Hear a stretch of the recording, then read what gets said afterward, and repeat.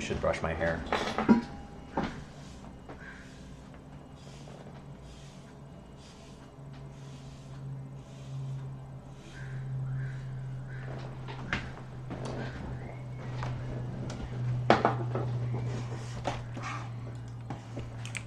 This is the silly haircut I have when I'm not going anywhere and I want to take a shower.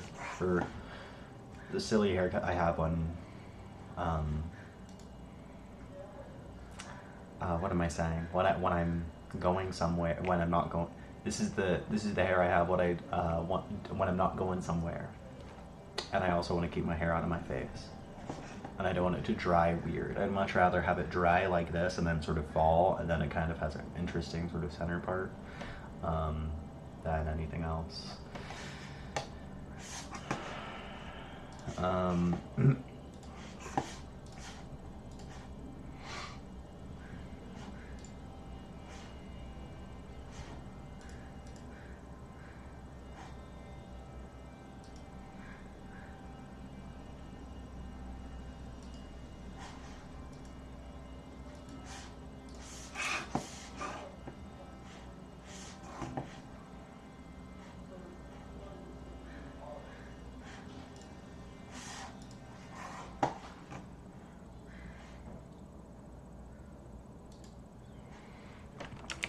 Okay.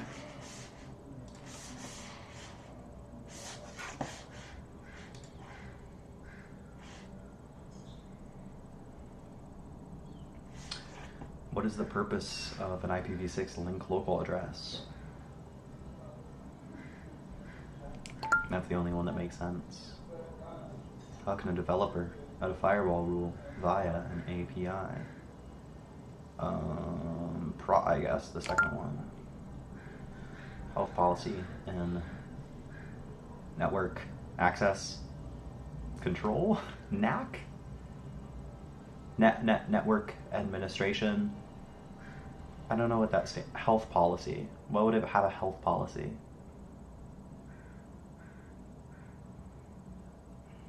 Usually require from a client. Probably a performance analysis. But it could also be this because I don't know what attestation is. Okay. One? Okay.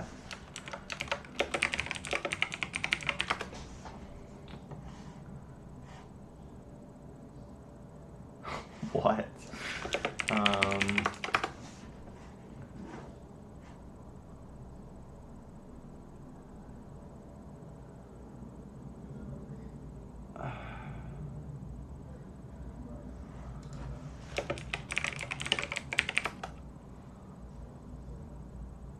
Network access control from nac.dhts.duke.edu. Duke Health Network Access Control. Wait, does it actually have to do with healthcare?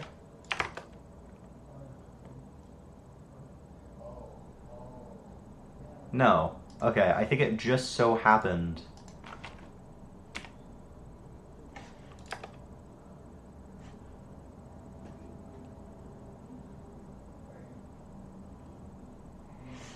It's so telling when an answer, like when you look it up, when you look up a term in one of these flashcards and one of the search results is for studying Network Plus. It's like, this isn't going to be used. Network access control. Okay.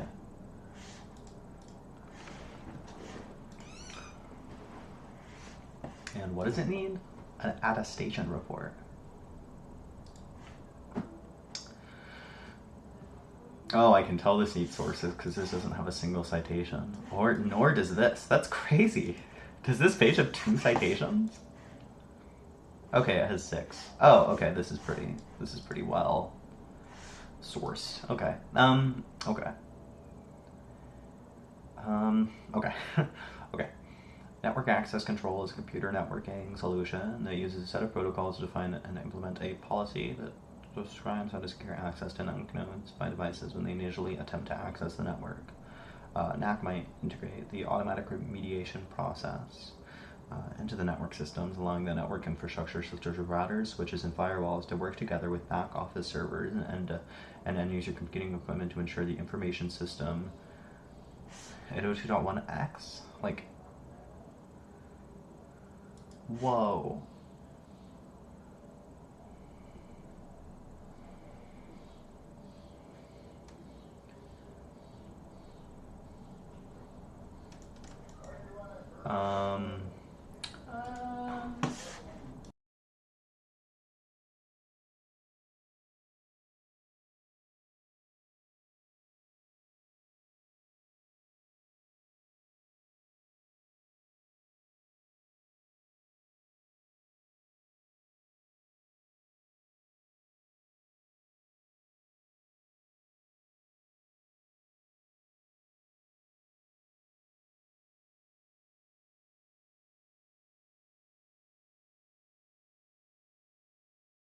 It's a little, this sort of thing is like why I have a Wikipedia account, because like you really can just like I'm fairly confident a lot of the same information in this description here is what's inside of this Cisco document, and you can probably just oh man, this is actually quite small in regard to available information. But what I mean is like, you know, that sort of thing is the reason I'm live streaming, because if I wasn't live streaming, I would think to myself, oh, you know, just really quick, I can update, I can add some sources to this description here. And it's a little funny that this was added in 2016. God, that's almost 10 years ago. This has been an incomplete article for a decade.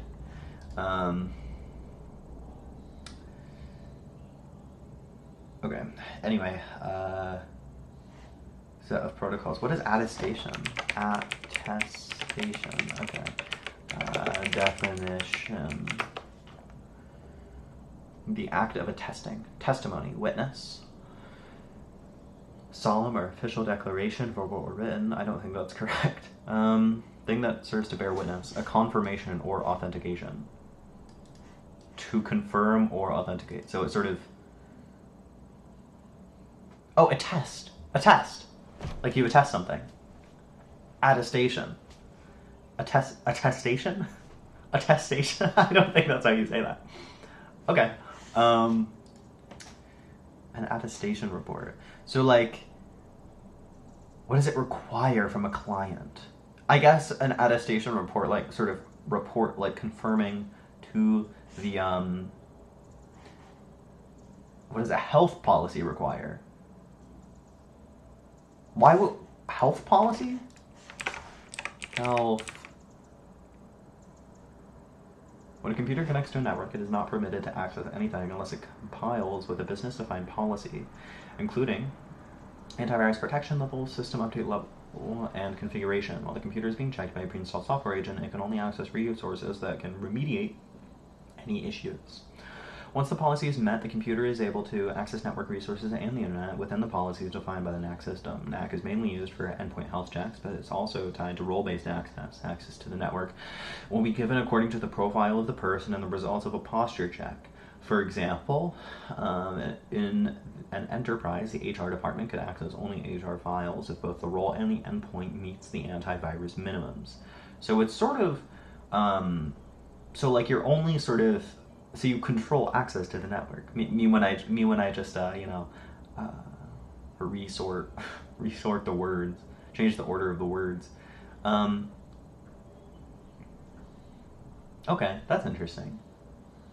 So like the health of a system is sort of defined by its compliance with certain rules, and usually those rules are like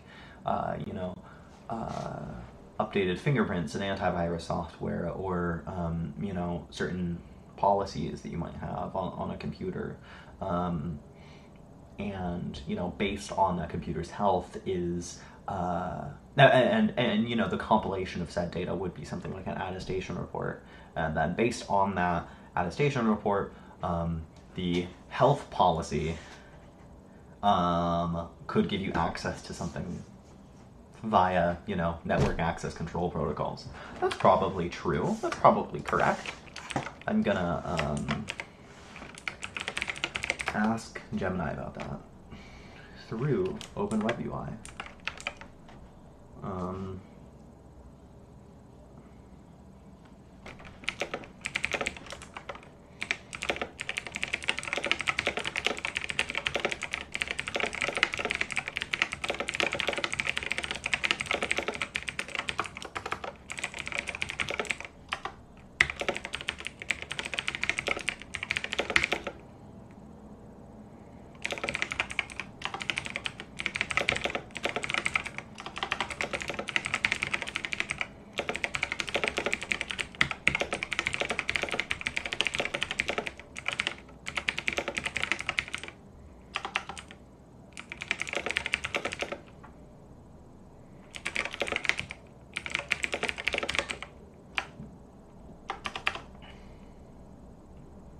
What are some other examples of like an insecure compute? Like, I guess, or if an operating, or if its operating system is updated, I guess. Basically, an attestation report is a compilation of a bunch of information about the system, a bunch of security-related,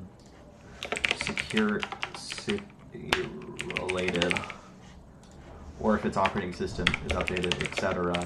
This would be the health of a system. When a health policy is instituted,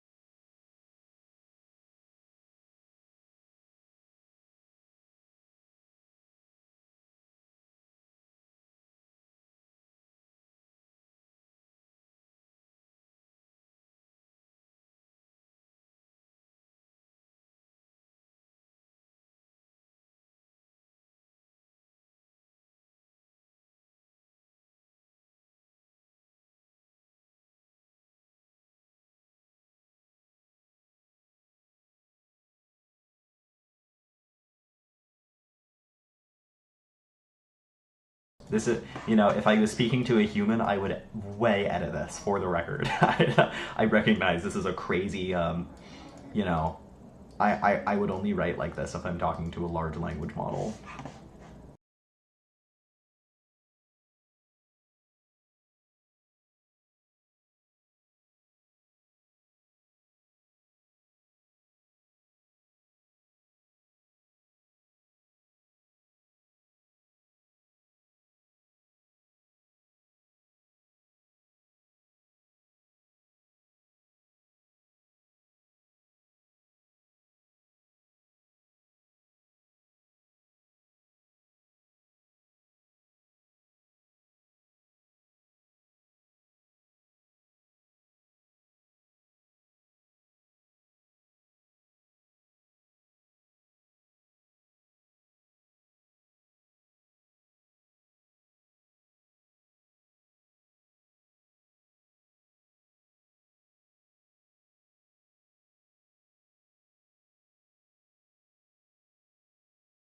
I mean, the primary advantage is that containers are a lot, not simpler, but they're more lightweight, right? Because containers, and at least this is the case with Docker. Containers use the host operating system's kernel, and then everything else is like, is under the purview of the virtual machine, as opposed to a VM, which uses its own kernel and stuff like that.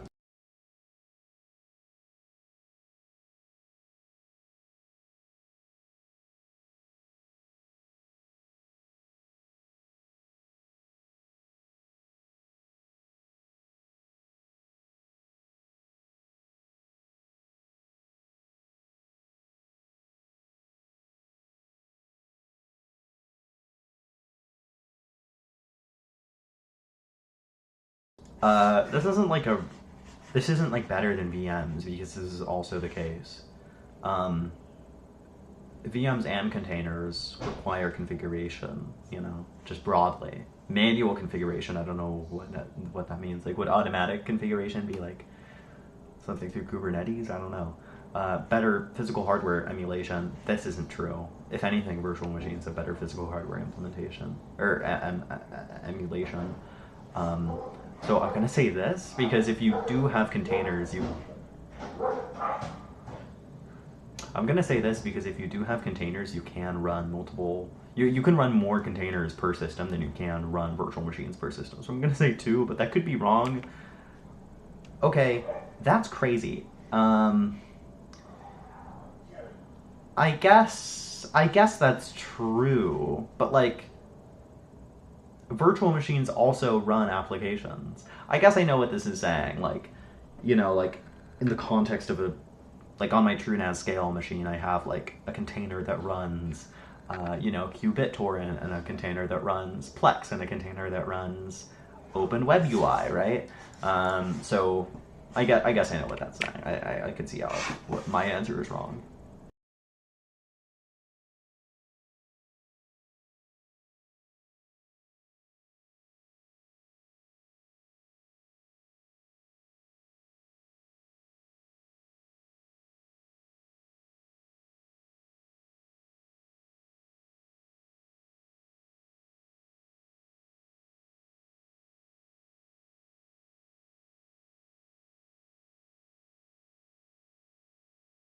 Okay. Judging by the fact that it's specifically talking about like an IP address and it's talking about an IP address and the fact that it's talking about like how you have a single public address that's shared by all hosts on your private network, it sort of implies that it's a network address translation question. Um, so multicast, that would be a little weird. I don't see how that would be the answer. And a DNS-A record, you do need that if you want to connect an IP to. Oh, you want to configure the server as a web server. What should you do to allow access to this configuration? I think it's either 2 or 3, and I forget exactly what the difference between a static and dynamic NAT is. But I do know that if you can, you would want a static IP address for your network. I know that this might have nothing to do with that, but I'm going to go for static NAT. Okay. Um, I'm going to look that up. Um,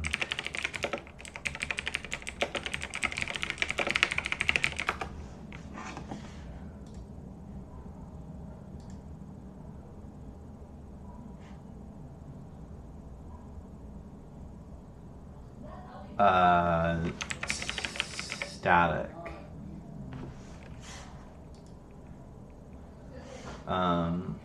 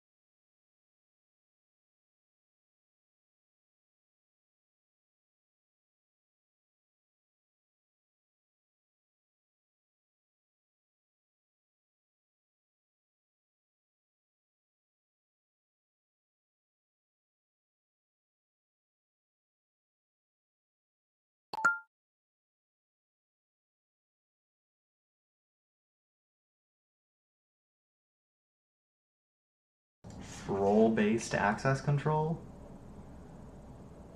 The difference between that and what's the other one if you're not doing RBAC? Because the nice thing about role-based access control is that it's sort of, you know, as your responsibilities change in an organization, your roles change, and if access control is based on your roles, it's nice because you have least privilege, which is preferable in a network. So I don't know exactly what they mean by discretionary here. I don't think this is the case. Like, it would only allow certain users to modify the ACL of resources, right?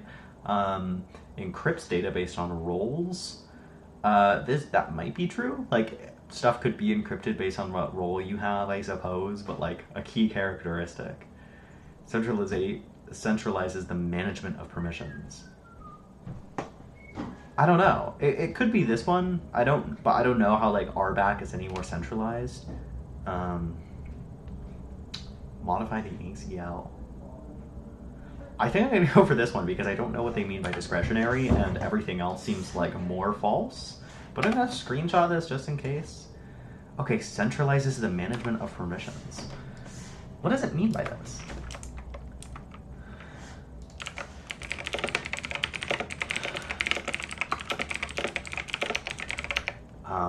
Sorry everyone, I'm gonna use the restroom. Sorry.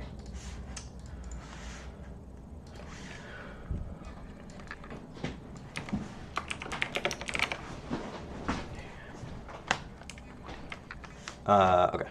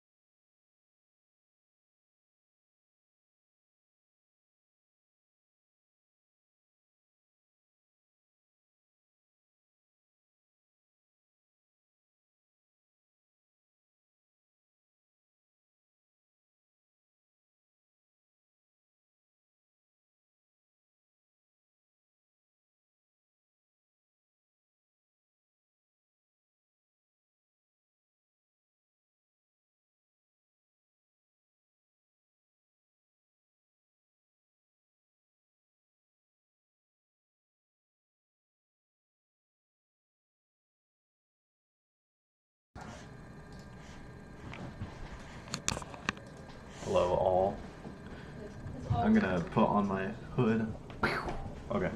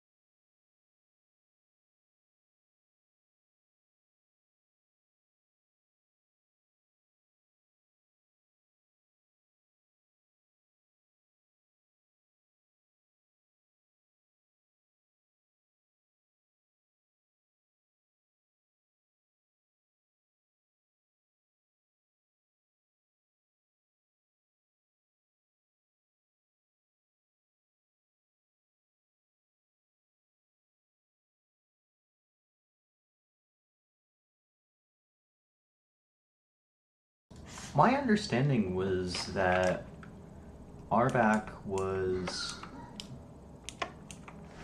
relative to something different. I'm gonna search something.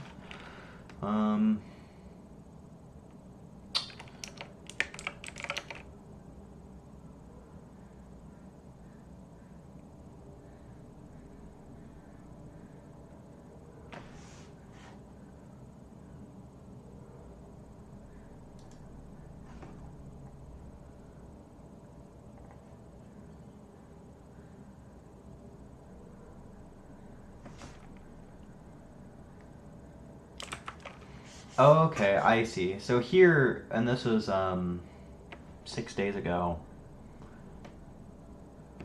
it was relative to security groups.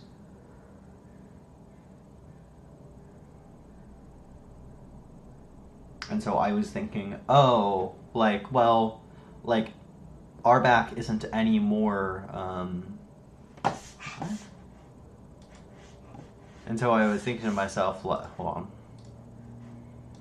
And so I was thinking to myself, like, oh, RBAC isn't, like, any more centralized than any other access control thing. And I was thinking of security groups, which is true. I think security groups and role-based access control are similarly centralized, but it was actually talking about it in comparison to discretionary access control, which isn't centralized, and it's sort of just, it's not like peer-to-peer, but you know what I'm saying when I say that. So, okay, I guess that makes sense. I was just thinking about it relative to something that wasn't the case. Attestation report, isolated environments for each application, which makes sense. And RBAC model centralizes, yeah. Okay, sure. Phishing.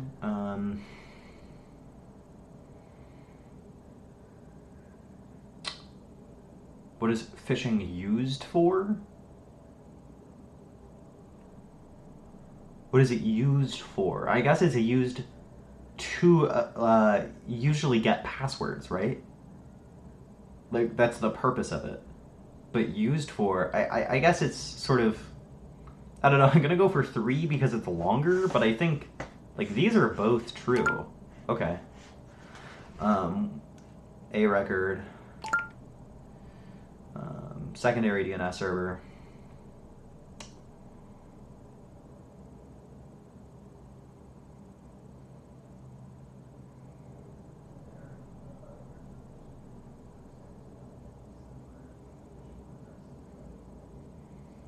Isn't a secondary DNS server just a backup? Like, it's in case the second one, it's in case the first one isn't accessible. So I guess, like, authoritative. Like, in the case of the first one not being accessible, I guess the second DNS server would be authoritative. And you can't really edit and update DNS records with the secondary DNS server, and you can't really hold a read-only copy. Really? What? To hold a read-only copy of the zone. What is a DNS zone?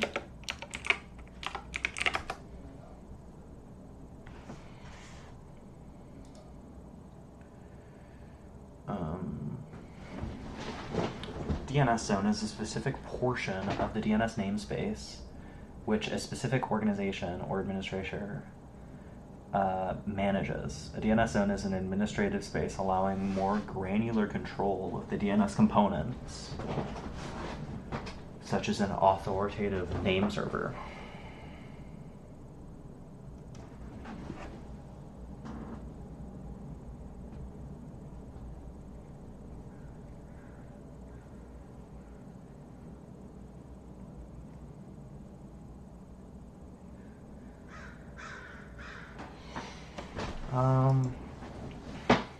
I wonder if Cloudflare is more.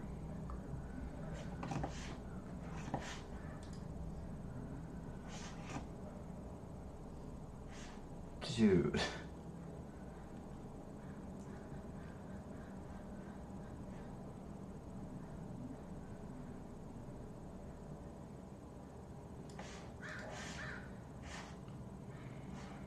Can I not dark theme this?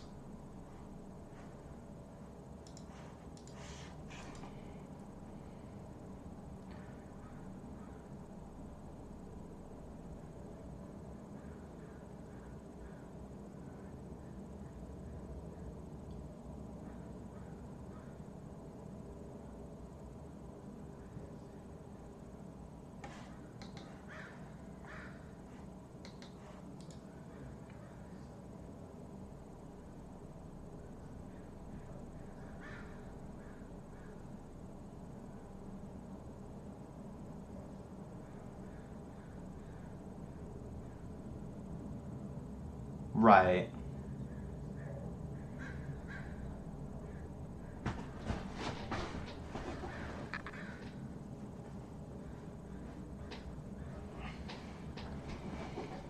In fact, a DNS zone can contain multiple subdomains. DNS zones are not necessarily physically separated from one another. They're only for delegating control. Hypothetical zone for the cloudflare.com domain and 3 of its subdomains. Support Cloudflare. The support community and blog.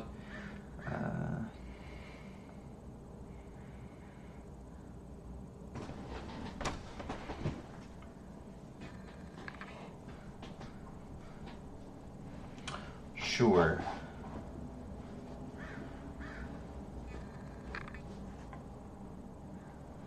Zone file. Stored in a DNS server.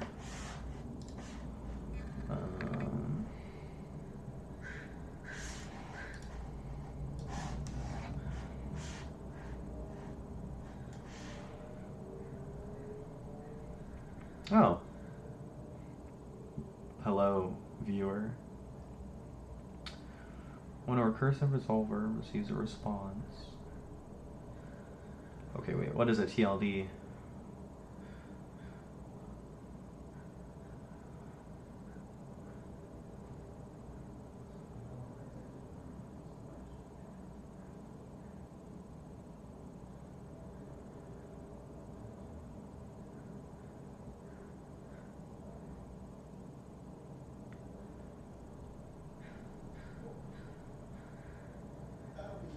Okay, yeah.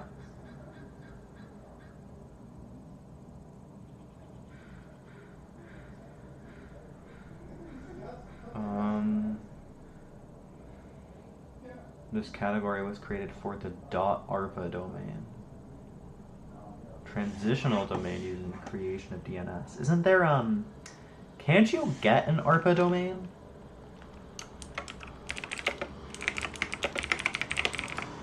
Like, can't you get something .arpa and you can get it for free? Do you know what I'm talking about?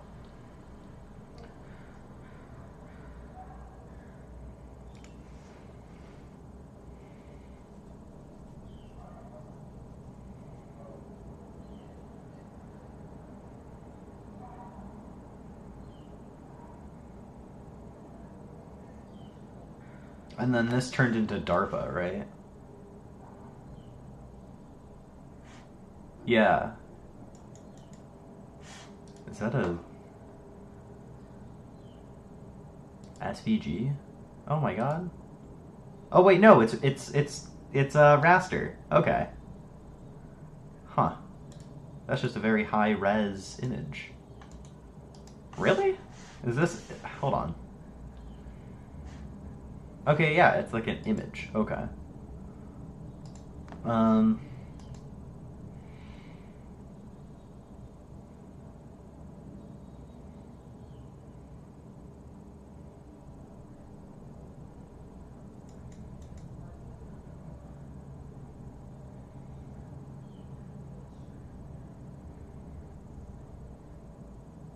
There's something where you can get ARPA domains for free. I'm gonna,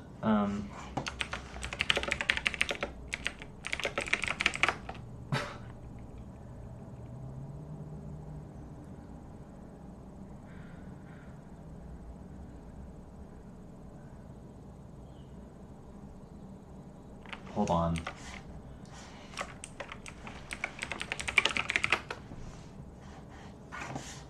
Why am I not signed into ChatGPT? Hold on.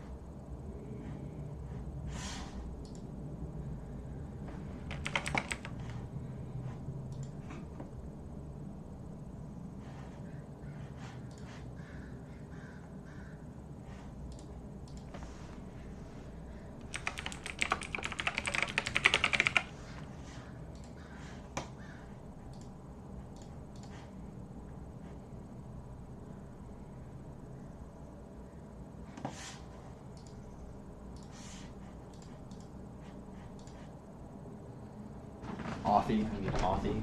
Okay.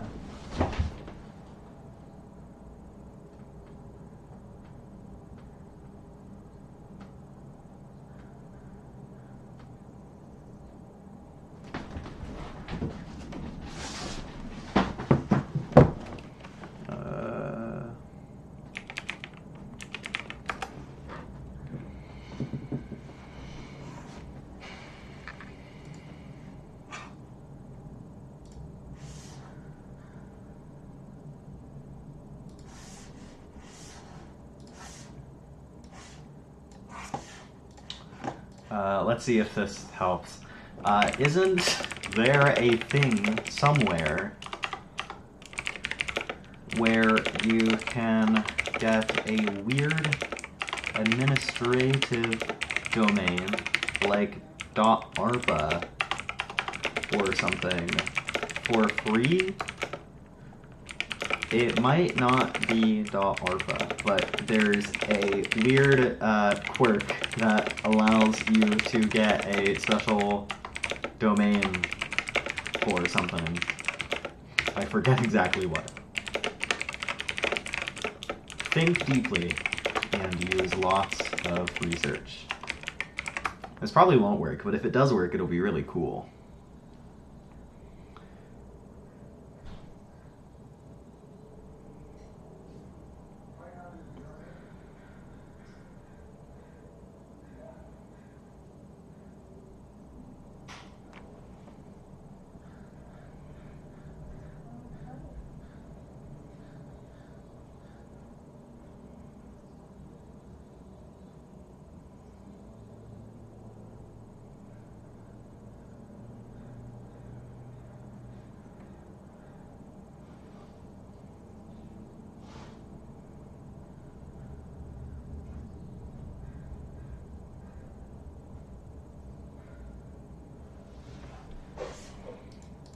Did you look anything up? Okay. Okay, this doesn't matter anyway. Okay. So, what was I doing? Authoritative name server? Right. Secondary DNS server. Okay. Yeah, so these are for, you know, top-level domains. When a recursive resolver receives a response from a top-level domain name server, that response will direct the resolver to an authoritative name server. The authoritative name server is usually the resolver's last step in the journey, contains information, specific domain name, DNS A record, or if the domain is a CNAME record, it will provide the recursive resolver with an alias domain, at which point the recursive resolver will have to perform a whole new DNS lookup to procure a record from an authoritative name server, often a record containing an IP address. Whatever DNS distributes. But what,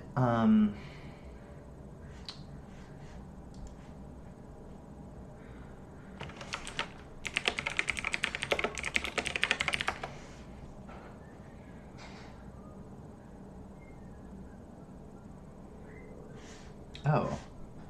Man, shout out Cloudflare, dude. Okay. On this system, primary DNS server, what's a website's primary zone file? This is a text database file that contains all the authoritative information for a domain, including its IP addresses, the identity of the domain administrator, and various resource records. Is this like a... What's it called when you can like look up the owner of a domain? Who is? Like who is? Resource records list domain names alongside their corresponding IP address. Primary servers or domain. By contrast, secondary DNS servers often contain a zone file copies that are read-only, meaning they cannot be modified. So getting info from local files, they receive pertinent information from a primary server, the communication process known as a zone transfer. They become more complicated. They are completed between multiple secondary servers.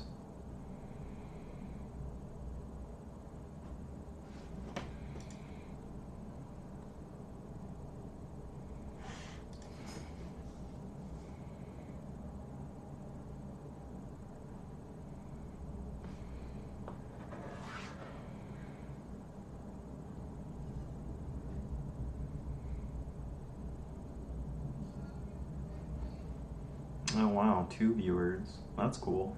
Hello. Although each zone is limited to 1 DNS server. Okay.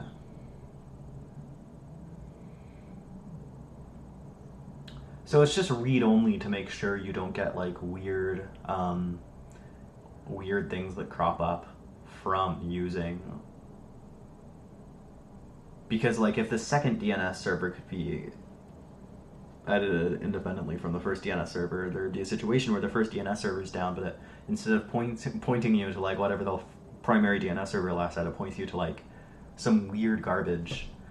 Okay, that makes sense. I guess I just didn't know it was read-only.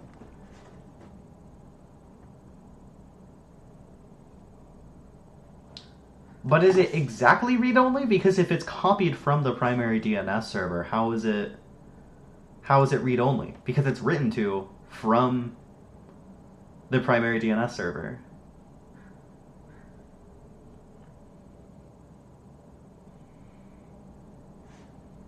Is it because the zone file itself isn't edited?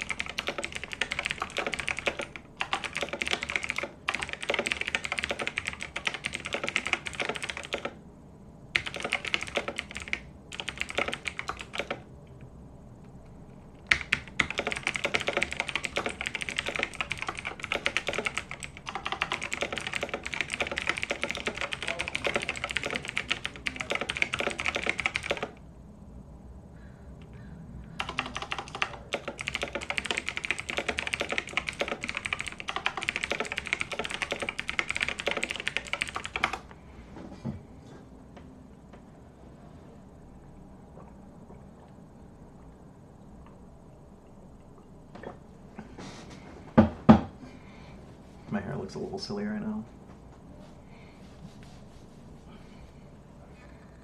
Okay, I guess I'll just have weird hair. Dude. Okay. Dude, it's over.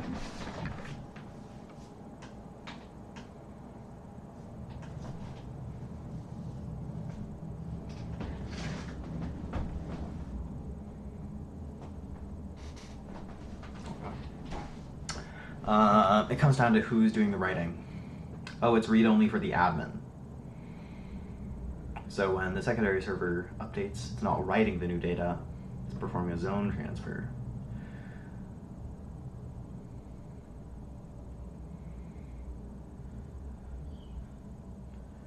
Right, okay, sure. I guess that makes sense.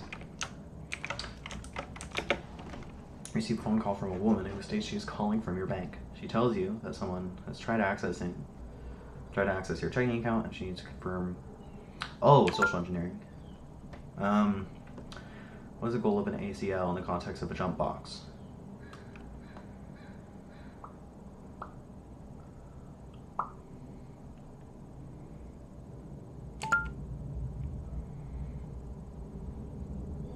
What is the role of an internet gateway in a subnet's internet communications?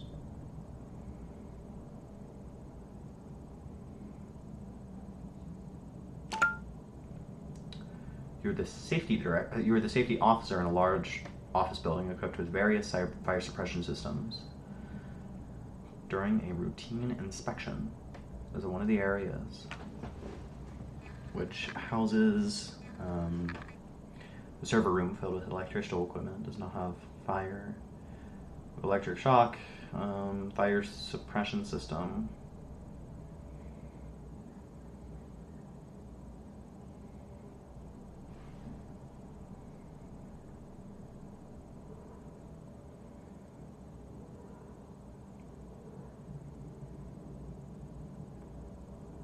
It seems like all of these have to do with water, but this one says clean agent. So I'm gonna say clean agent. Read only.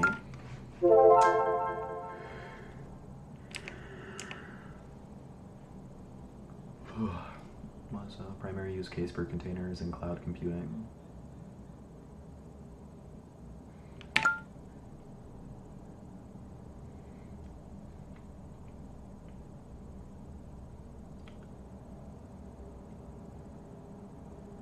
Of a standard Ethernet frame. I think it has ether type. I think it has a payload size indicator. An Ethernet frame. I think it has destination and source MAC address fields. I think I'm going to go for error checking because I don't think that's within the purview of an Ethernet frame. Like, I think error checking isn't an Ethernet thing. It's like higher up on the OSI model. Payload size indicator, really? Am I confusing it with IP?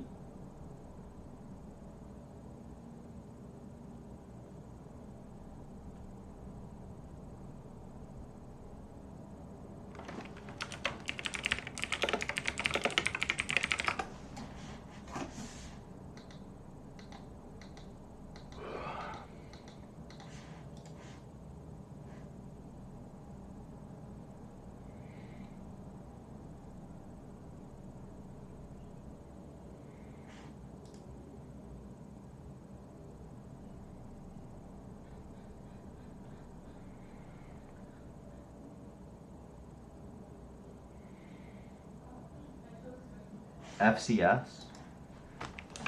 Is FCS the error checking? Okay, yeah, that's okay. I see. Frame ends with a frame check sequence.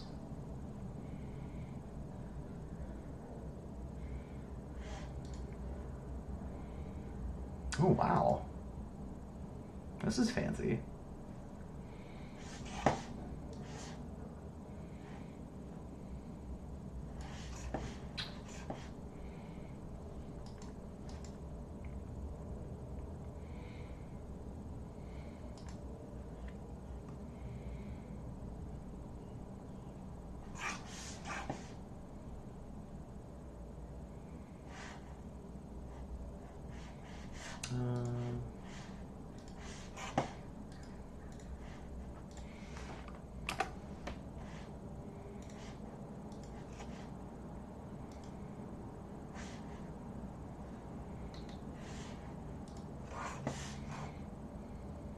Okay.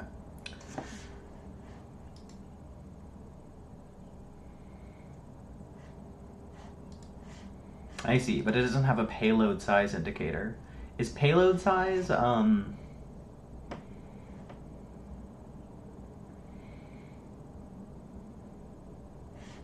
yeah, payload size is IP. That's an IP thing. Sorry. I confused the two. Cable operator is tasked with assessing the use of UTP cabling. Unshielded twisted pair. What is not a true statement? That one. Which of the following can be a source of EMI? Power cables. Or project manager. Company with strict data and security policies. You notice that some team members have access to sensitive project files that are not relevant to their current tasks. Concerned about data breaches. Should you advocate for sensitive product files as strictly controlled? I'm gonna guess role-based because I know less about the other ones. Okay, mandatory access control. Okay, I'm gonna take a screenshot of this, put that there. Mandatory.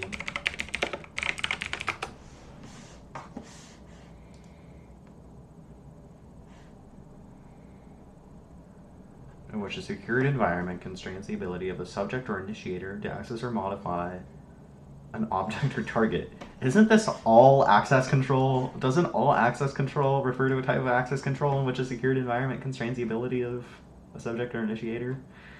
In the case of operating systems, the subject is a process thread, objects are files, directories, ports, shared memory, segments.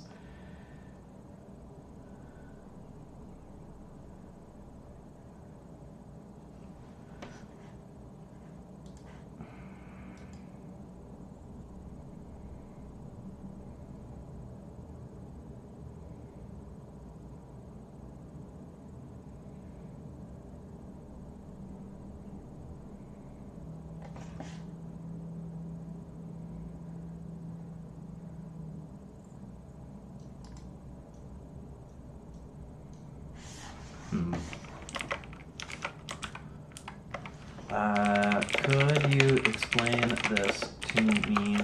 Isn't...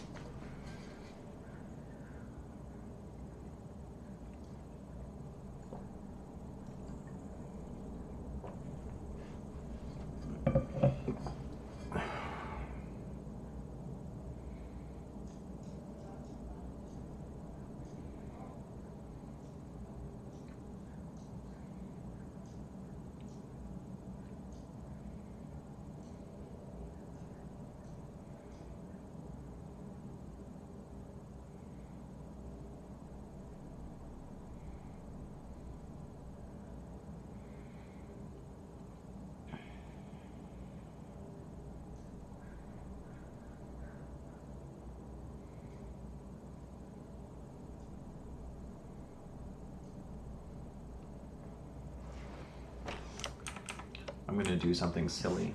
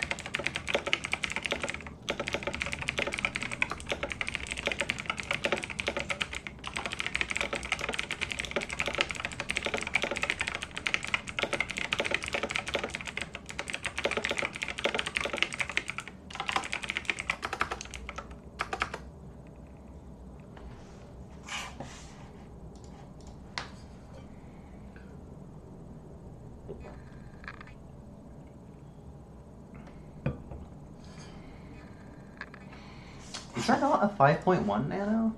Or did I just miss it?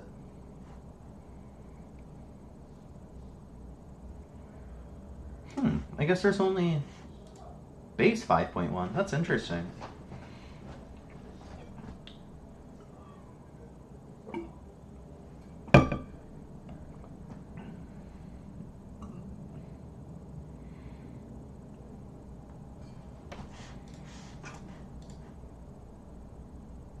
Wow.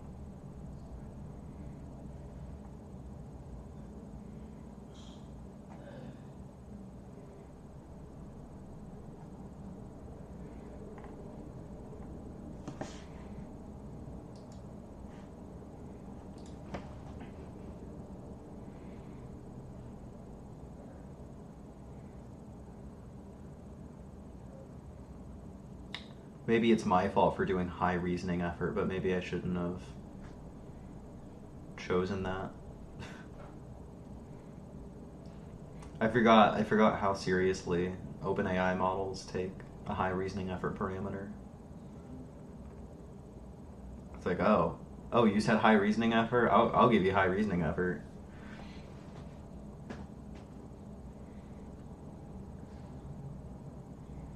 Dude. Is the TPS just low? Or is it really, like, taking me seriously here?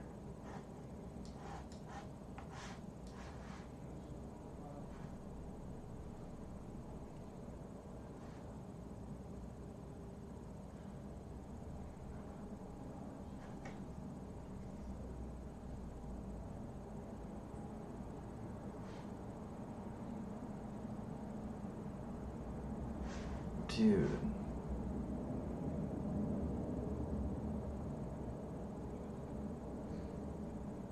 Oh well. The thing I was thinking about doing was I wanted to give Gemini this Wikipedia page, and then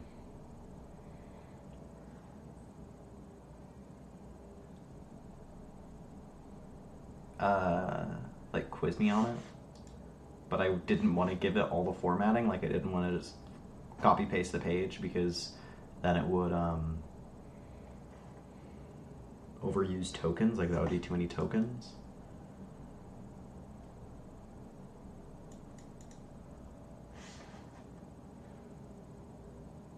What? Did it really just error out? Oh my god. It's so over.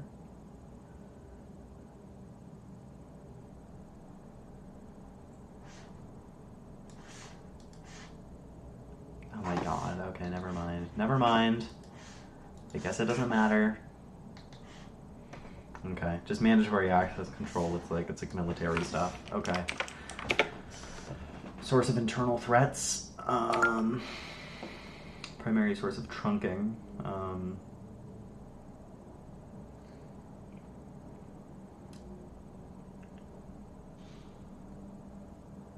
To interconnect multiple switches. payload size indicator, because that's IP, which makes sense because it talks about a payload. God. And then it's back. All right. Ran a command. Determined that the fully qualified domain name of a client is ForbesSalesReality.com. What is the host name? The host name? Would it be Forbes? Wait, no, it's Realty. Sorry. The host name. I think it's Realty. Really?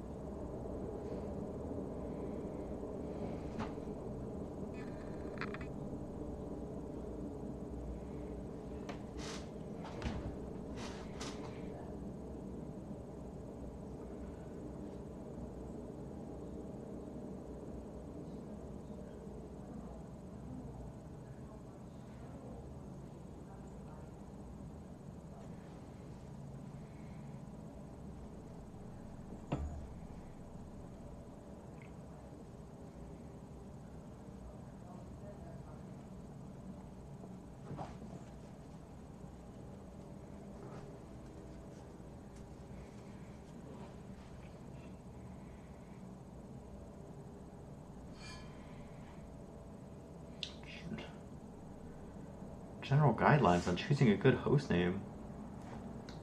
What?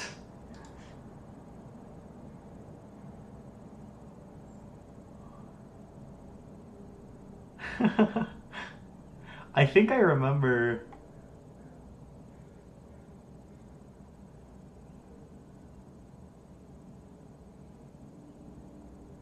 Wasn't this linked to on the ArchWiki? I think I remember this exact.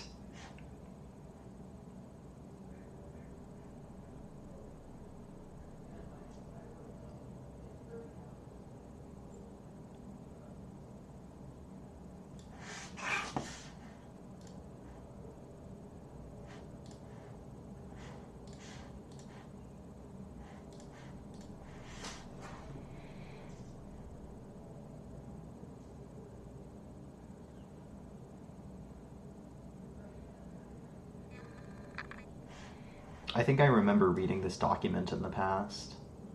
It's interesting that it's 15 years older than me. But, oh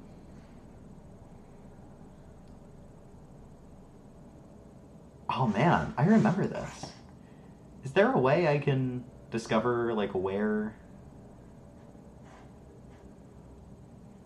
This is just very, very entertaining. This is really awesome.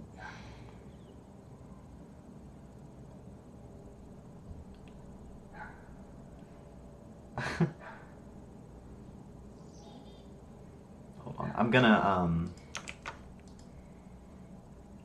I'm gonna post this on Discord. One moment.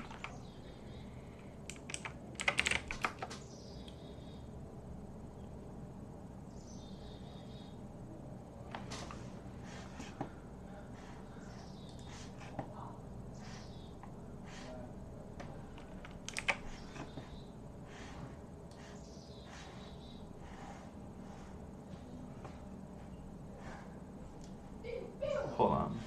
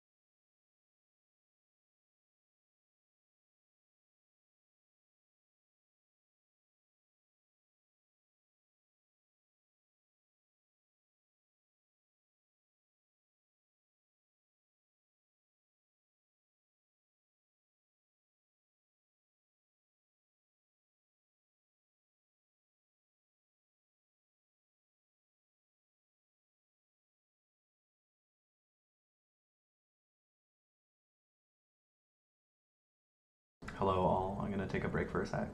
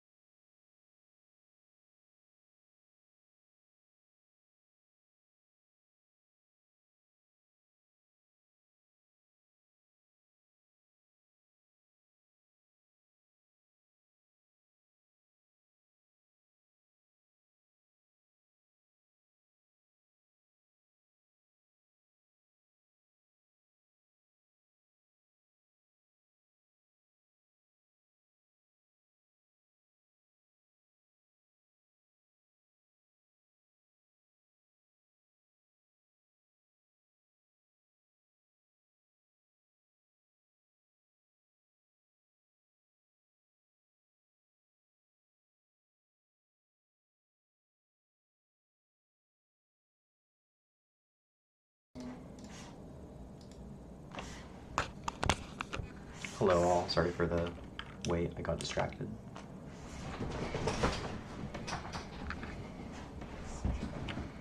Okay.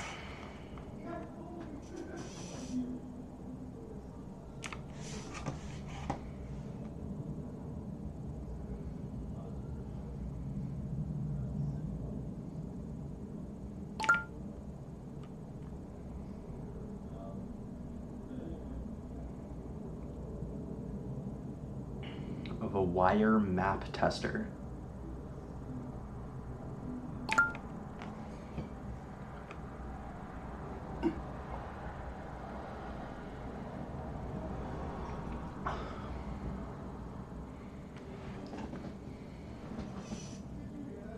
When used without switches.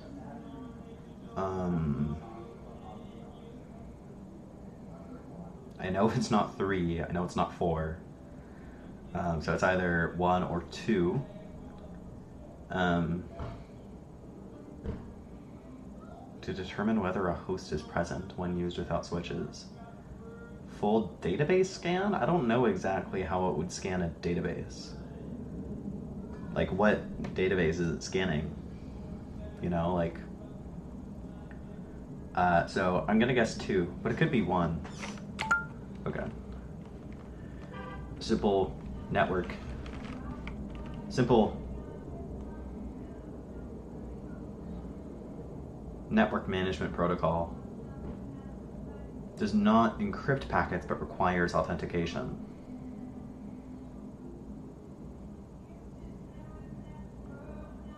I mean, of course, my inclination is to say auth no priv, but that might not be the case.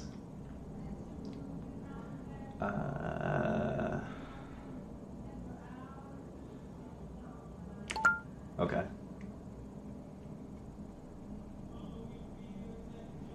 What type of cable? When did I do this? I did this one a long time ago. It was fiber patch cable. How is ether type used to distinguish between the payload type and the frame length?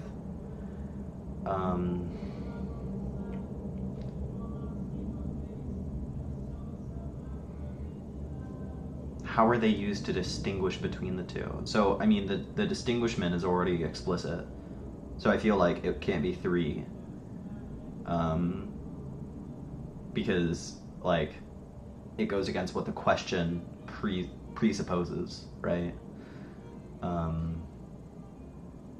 Also 2, so I don't think it's 2 or 3.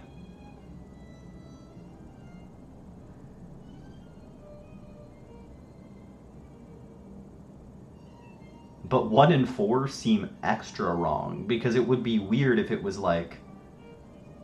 It would be weird if this thing either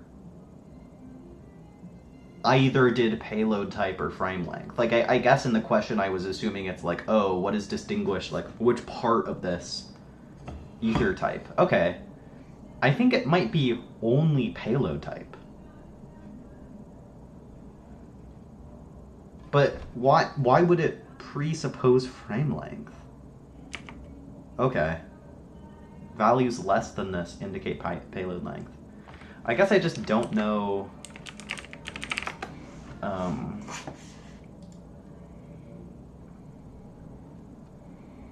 ether type is 2-octet field.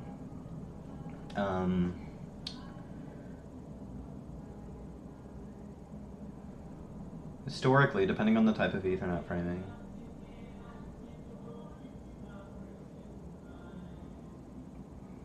Depending on the type of Ethernet framing that was in use on an Ethernet segment, both interpretations were simultaneously valid.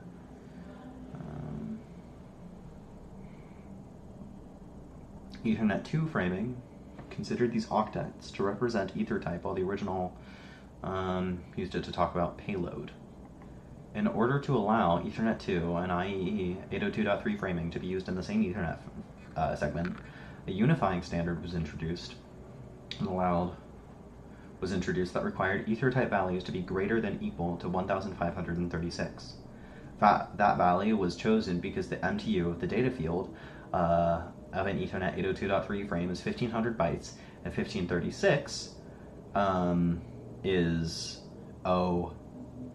OX600 in hexadecimal. Thus, values of 1500 and below for this field indicate that the field is used as the size of payload, and above 1536 represents an ether type. Okay, sure. The end of the frame is signaled by a FCS. Okay. A protocol that uses ether type must include its own. So what even is the point of ether type? Is it just the name? Is it just the name of the field? Like, I could imagine you're talking about the length of the frame most of the time, right? Like, when would you ever... Thus, values of 1500...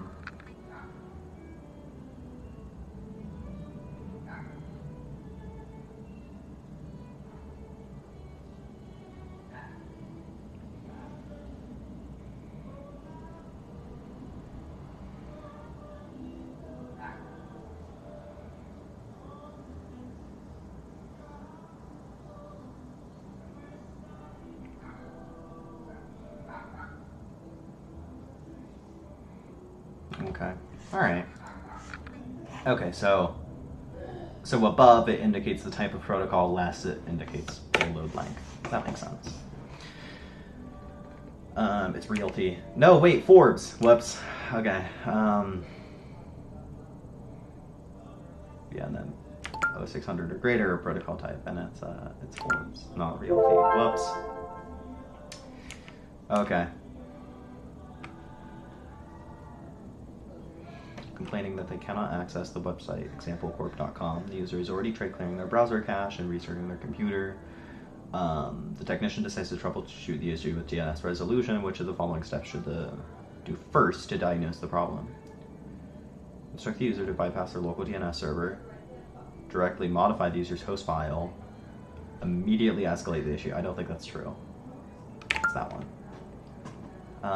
How is the ONT connected to the consumer's router and fiber to the premises? ONT on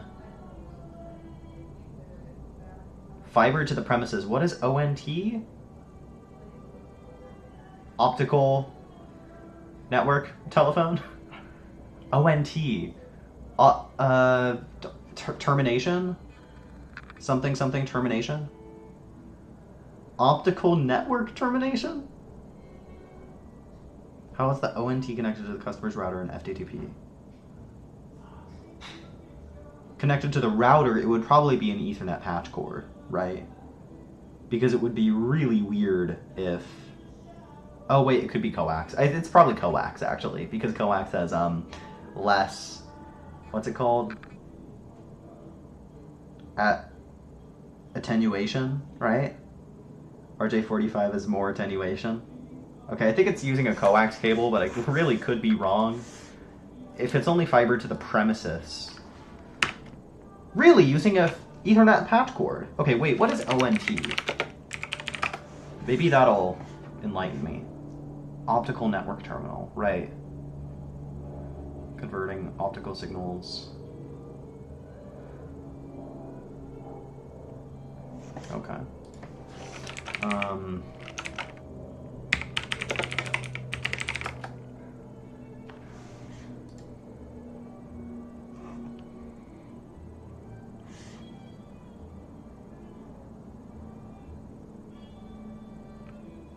Fiber to the premises, that is equivalent to FTTP here, right? FTTP? Okay, yeah, FTTB and FTTP are synonyms. And then optical... What did OTN stand for?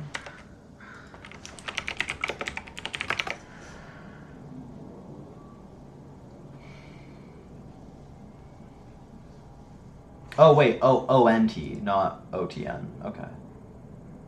Alright, I guess I just thought it would be coaxial, because that's the case with a lot of routers, right? Okay. I like if you're connected through broadband, you would use coax. But you know, I guess RJ45 also works. Why is it RJ45 over something like coax?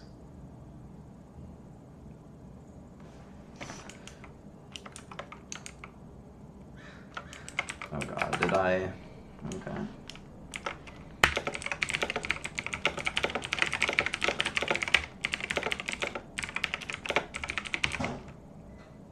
Also, is Gemini 3 still the best large language model? Yes. Okay. What about LM Arena? I know I'm getting distracted.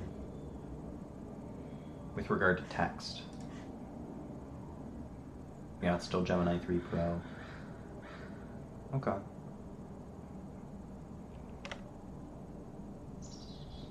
By quite a wide margin.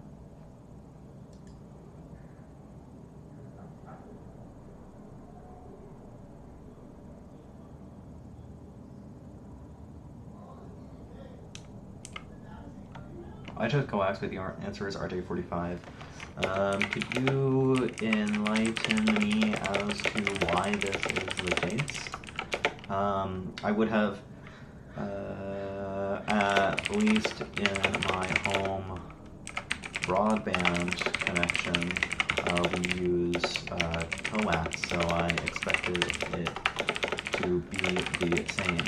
Isn't there more attenuation with RJ45?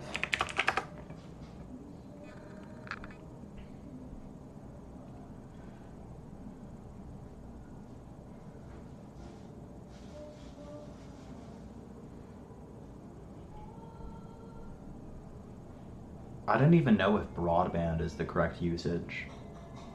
Like, I'm referring to like an archetypical, like, standard network connection. Yeah, like cable internet. Fiber optic cable comes all the way to your house and plugs into a box called the ONT. The box is a translator.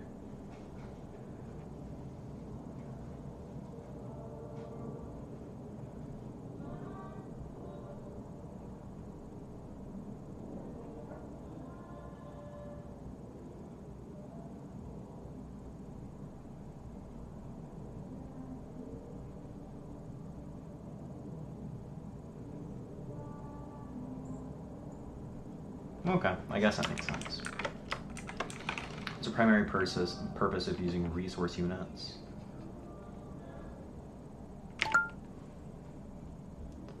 Hybrid work model. A significant portion of the workforce working remotely. The IT department has noticed an increase in complaints regarding poor VoIP call quality, video conferencing interruptions. The network infrastructure has not been updated for years. There's a suspicion that the increased traffic might be causing congestion. You could implement quality of service stuff. What is the reason for blocking lightweight directory access protocol ports over the public interface?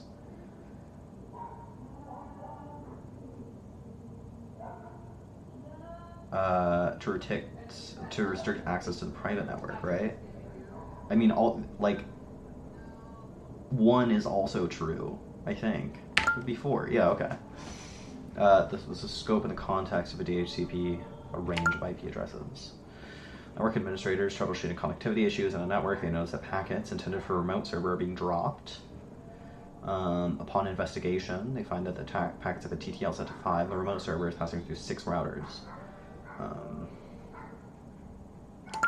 Yeah. Using a RJ45.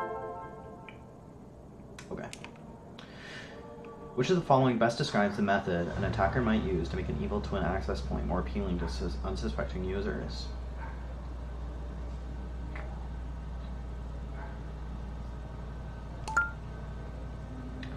Availability in the, what is the CIA triad?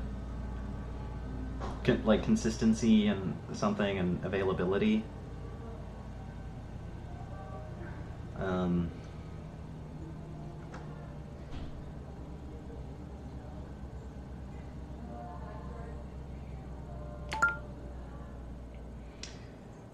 Approached by an employee that complains that they can't connect to the internet. Preliminary checks show that the issue is isolated to a single workstation. Other devices on the same network are connecting without any issues. You decide to employ bottom-to-top OSI model approach to systematically troubleshoot and resolve the problem. Using the bottom-to-top OSI model approach, which of the following steps should you take first? Well, the bottom of the OSI model is physical, and all of these are physical except for all of these aren't physical except for 3. So, during a routine network audit, technician discovers that the Ethernet cables running next to the electrical power lines are experiencing higher error rates than those routed separately.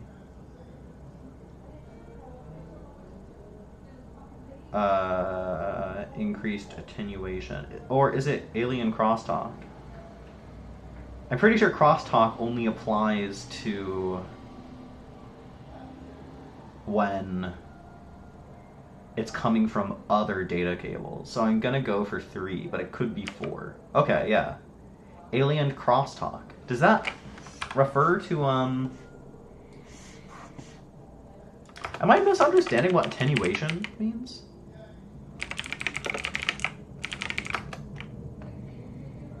The act or process of making slender. The act of attenuating. Weakening in intensity. Yeah, right?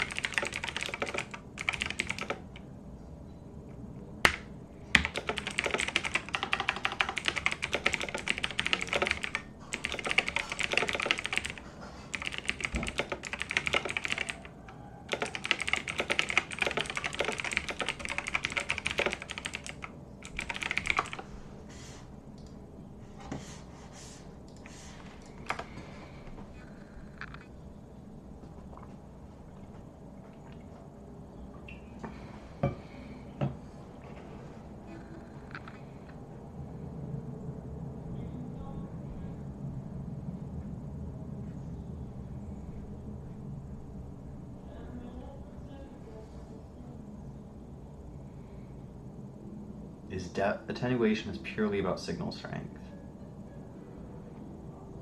Okay.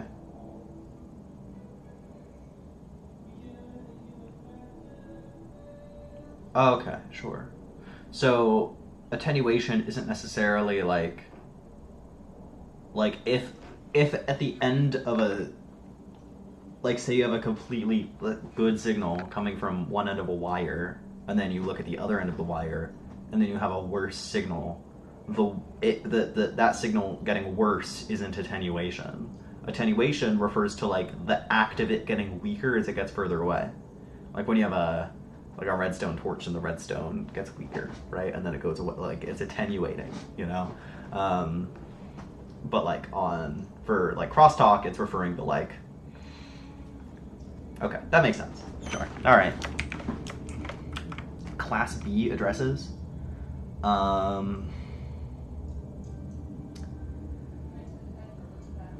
Well, it's not A. It's not 1, I don't think. Because 115 and 224 are too far away from each other. It's not 3. I feel like it's either 2 or 4. 129 is pretty far away from 190. But 2 also has like 132. Which is extra far. So the one with the ones closest together is 4? Okay, alright. I should just memorize what the ranges are for IP classes. What is an N-span power sourcing equipment in the context of power over Ethernet? What is the endpoint? What is an endpoint power sourcing equipment? What is an endpoint power sourcing equipment?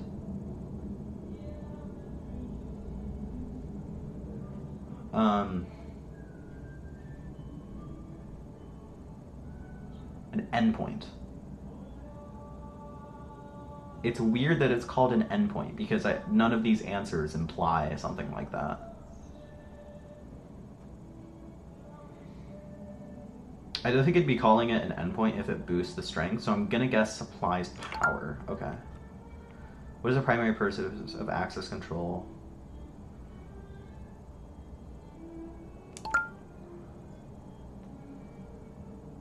Alien crosstalk. Was it this one? 420. That was question 420. That's funny.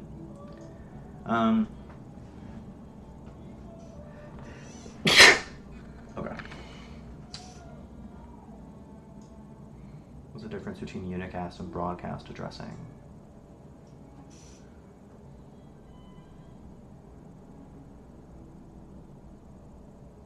Three just seems immediately correct.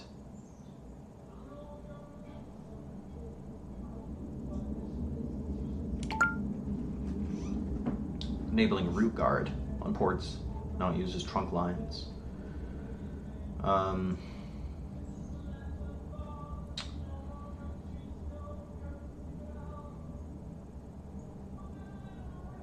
inclined to say 1. Which of the following best describes special MAC address that multipassed traffic frames are sent to?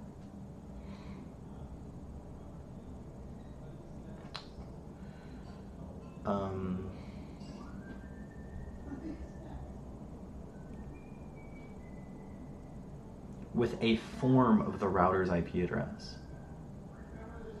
What do you mean a form of the address?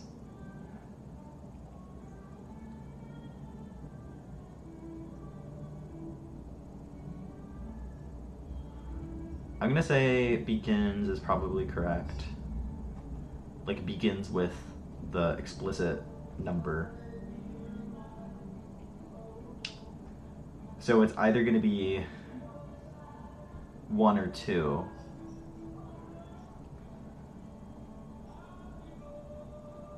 Begins with the form of the router's IP address, or begins with, I think it's 2. Okay.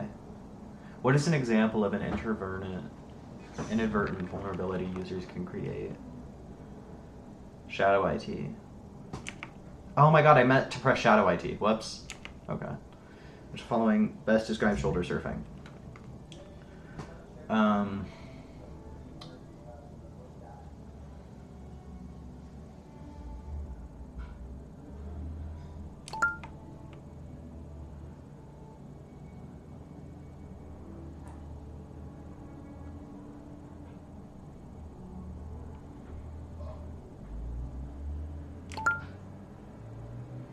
Packet loss.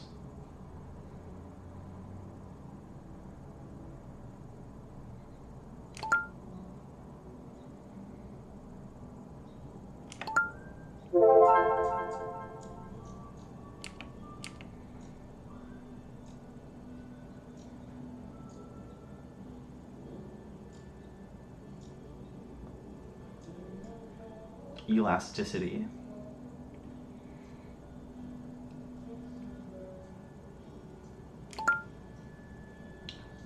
Best describes a key principle of discretionary access control.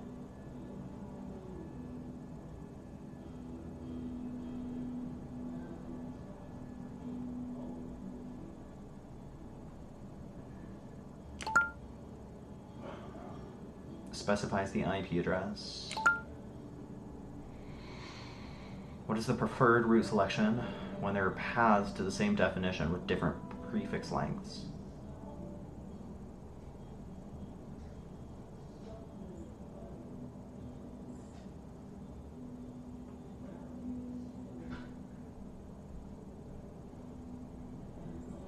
What is a prefix?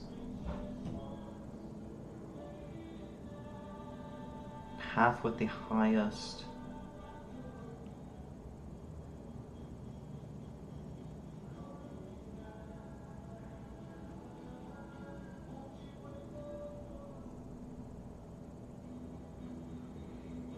I'm not sure.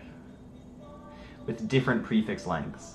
I'm going to say it has something to do with the shortest or longest prefix length. I'm going to go for shortest. Could be longest, but it also could be any one of these. Okay, it was longest. Preferred Preferred route selection.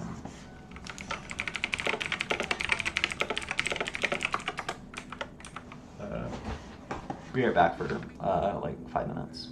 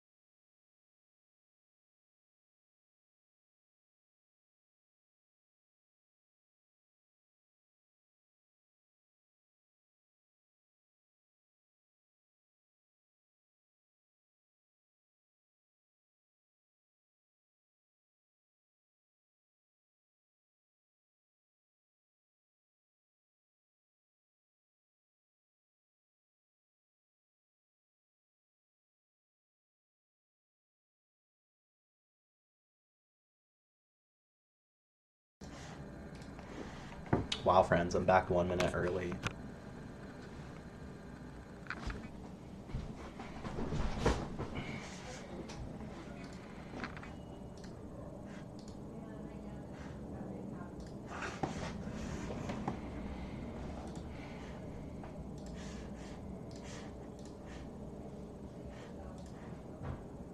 And thank you, Sophia Morrison. I didn't see that.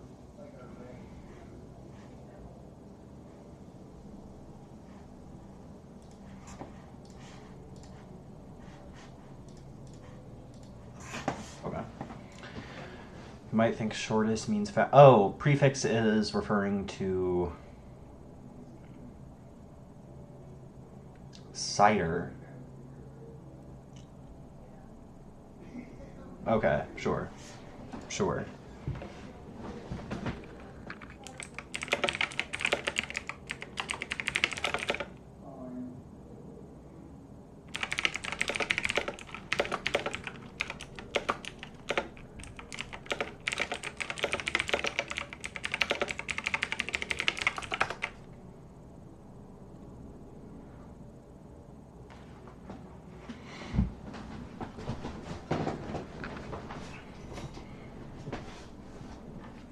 Okay.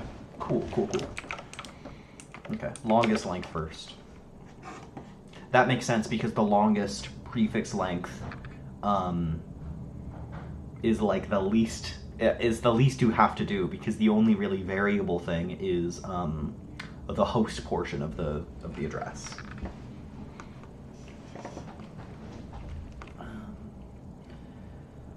Newly installed VoIP phone at a client's site. The client complains that the voice quality is poor. There are frequent dropouts during calls. You suspect the issue might be related to the network configuration. What should you do to potentially fix the issue? What should you do first? Probably do a test call. Network administrator has just configured a new VLAN for department devices. After configuration, users report that they cannot access the internet or any internal resources. The administrator identifies that the new IP addresses have been correct on that.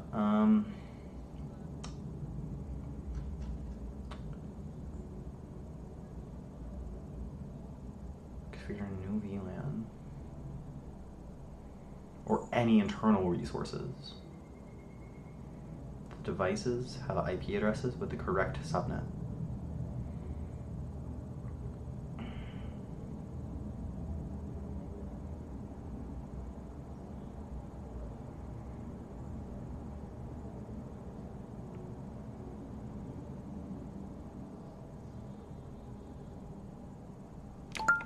Okay. What is the purpose of the PRI code and assist log priority?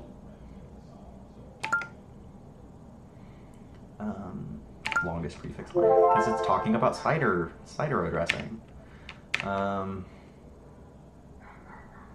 Network engineer is tasked with optimizing the data transfer between a data center and a remote office. The connection between these locations includes various network devices and links with differing MTU. Okay.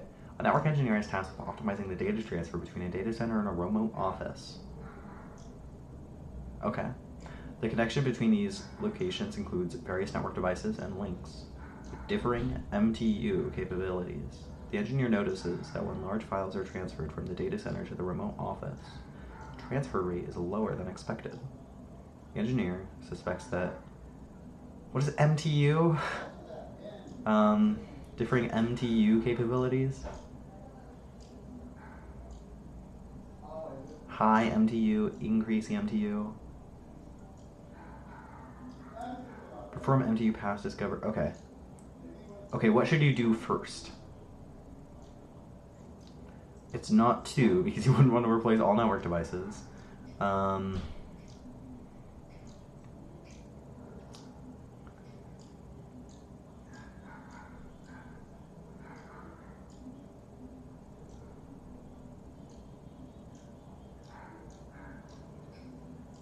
MTU mismatches.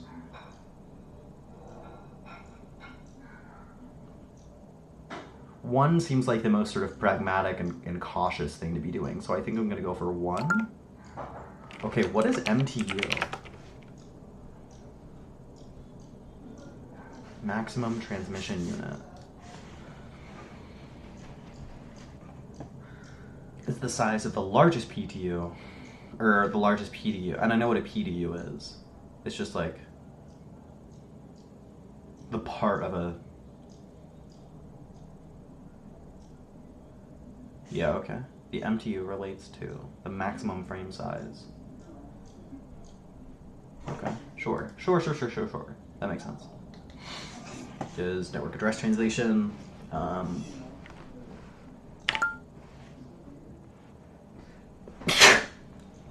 You're a network administrator for a medium-sized company. One morning you receive multiple reports that users are unable to access the company's main customer relationship management system. You suspect an availability issue and decide to investigate. Which of the following steps should you take first to determine if the CRM system is experiencing unscheduled downtime?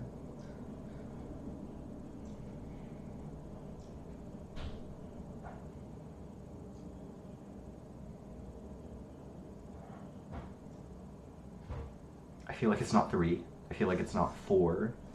Because digital certificates is kind of rare. Like, people have automatic renewal for that sort of thing.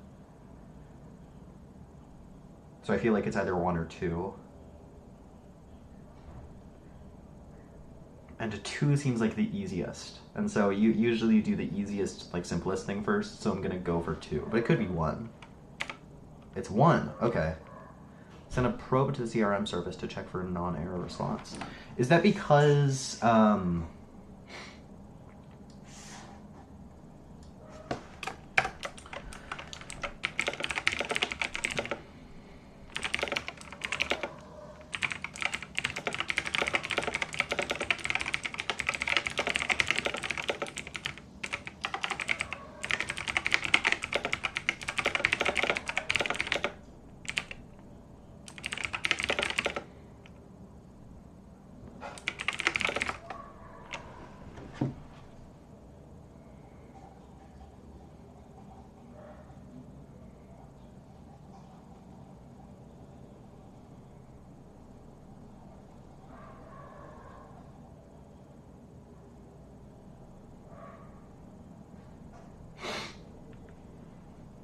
okay.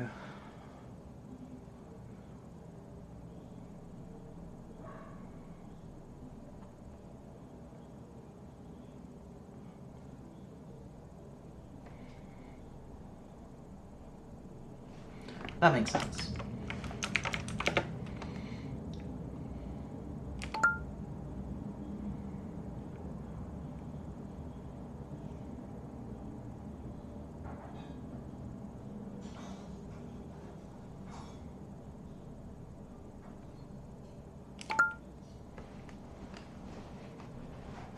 CDP.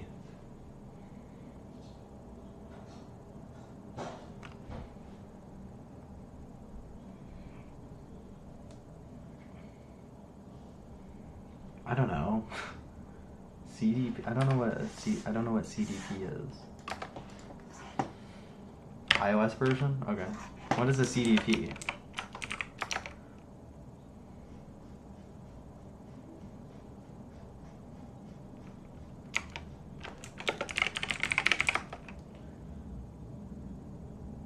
Oh.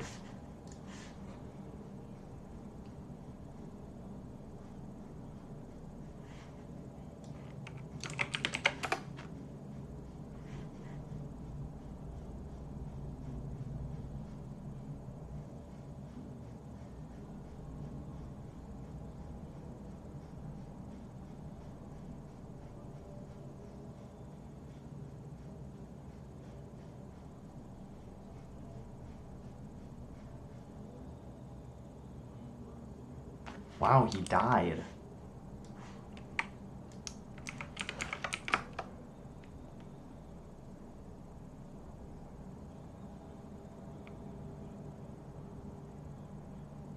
Kind of looks like he would have that last name.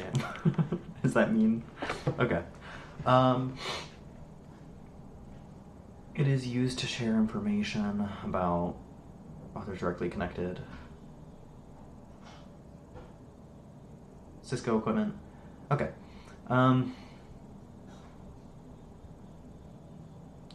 the operating system and IP address.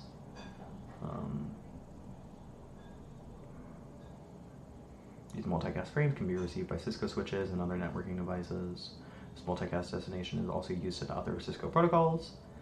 By default, CDP announcements are sent every 60 seconds, including on interfaces that support snap headers, including Ethernet frame relay and ATM. Each Cisco device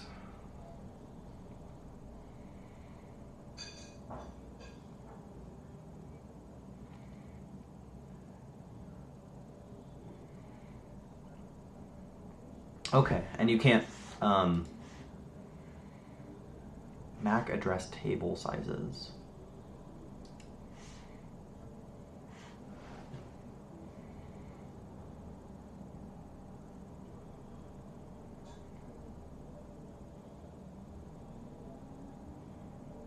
Okay, I guess it's just not included in the protocol.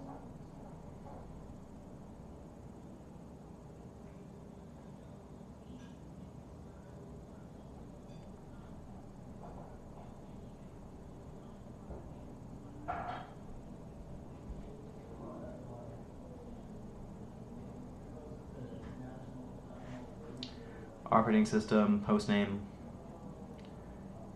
and IP address, or the CDP frame of sent, and the port identifier. The device type, model, duplex setting, BTP domain, native VLAN, power draw, other device specific information. Okay. So it's just like a way to get info about other stuff. But you can't do MAC address table size for some reason. Which the following is the best definition of bandwidth. Bandwidth, maximum amount of weight? I think given period of time, because you do like Mbps, you know, type thing. In the context of data networking, I think I'm gonna go for 2. 2, come on. 2. Yeah, and then send a probe. And you can't do MAC address table CDP. Okay. Primary purpose is using fiber distribution panels and a fiber optic network.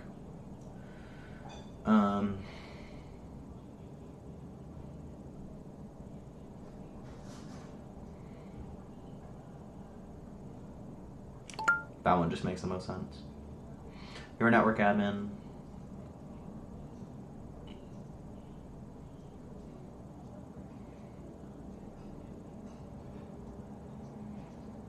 Where the peak utilization is 100%.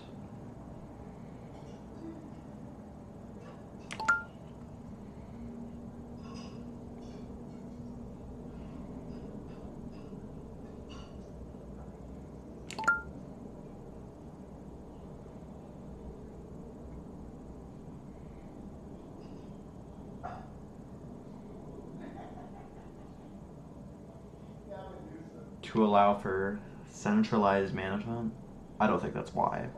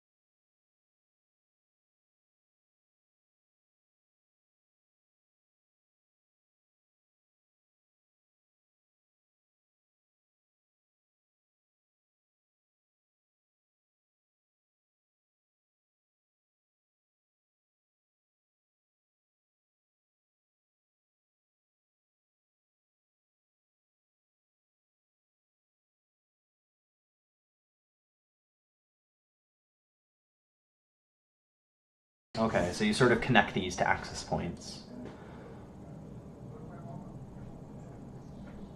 And then it can sort of dish out information based on the access points. Well, it can sort of, it's like, it's sort of, it's not like DHCP, but it's like, you have sort of centralized authority over what these access points do.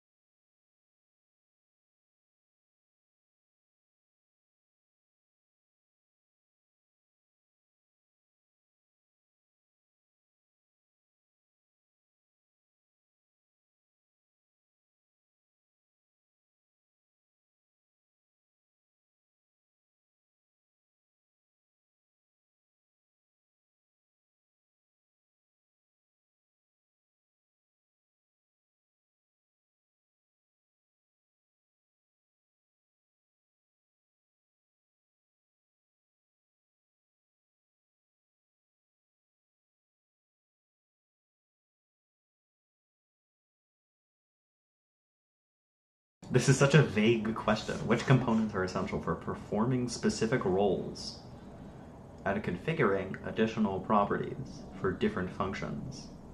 I don't know, intermediate nodes and appliances? Functions and appliances. I don't know exactly what this is referring to.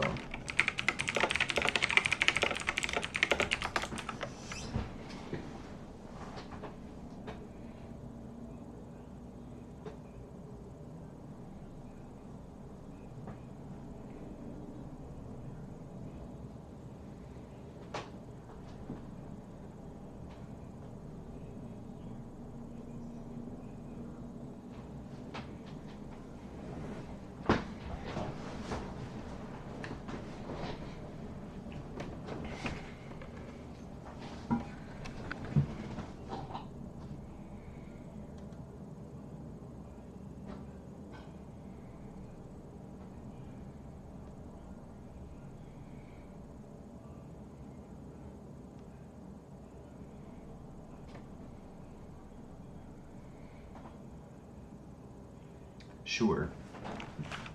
That makes sense.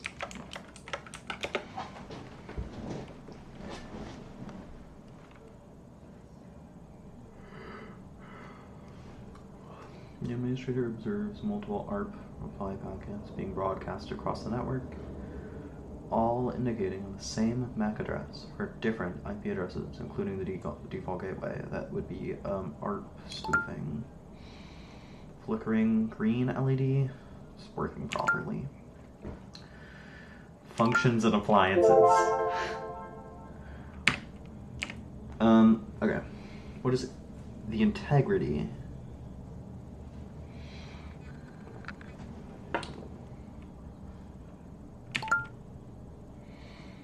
When a host has an incorrect subnet mask that is longer than it should be.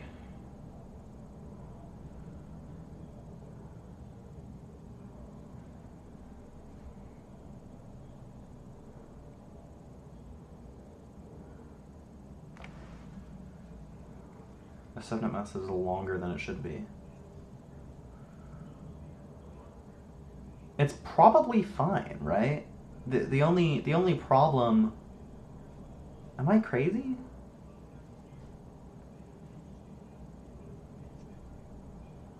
You have a subnet mask that's longer than it should be. That means that you have an IP address, and it thinks that the network portion is larger than it is, which, if you're doing CIDR addressing, and assuming that like what the host portion of the IP address should be still fits within certain parameters, I think it's fine.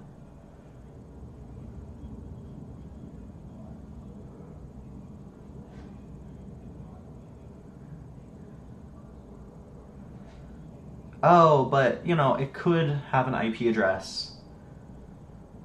Okay, it might, you know what, it might be 4. I'm not sure. Because 4 is the longest one, to be fair.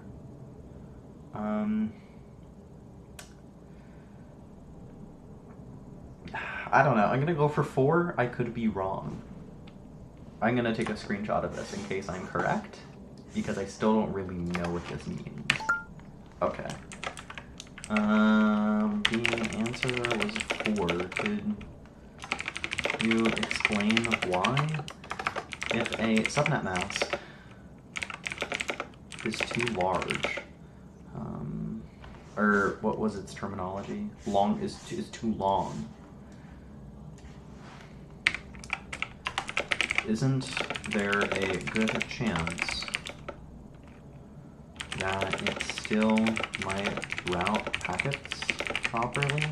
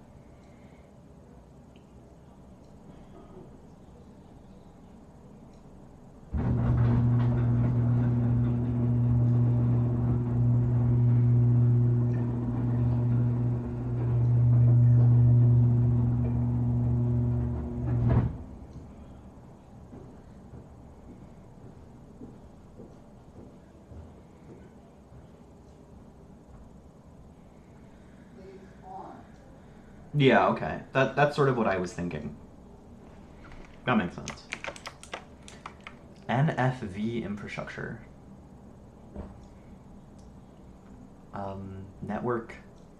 Network frame variants. NFV. Near field communications. Okay, I'm gonna go for 3 because it's the longest one. What is that? What does don't know do? Oh, okay. Maybe it just puts it in as like a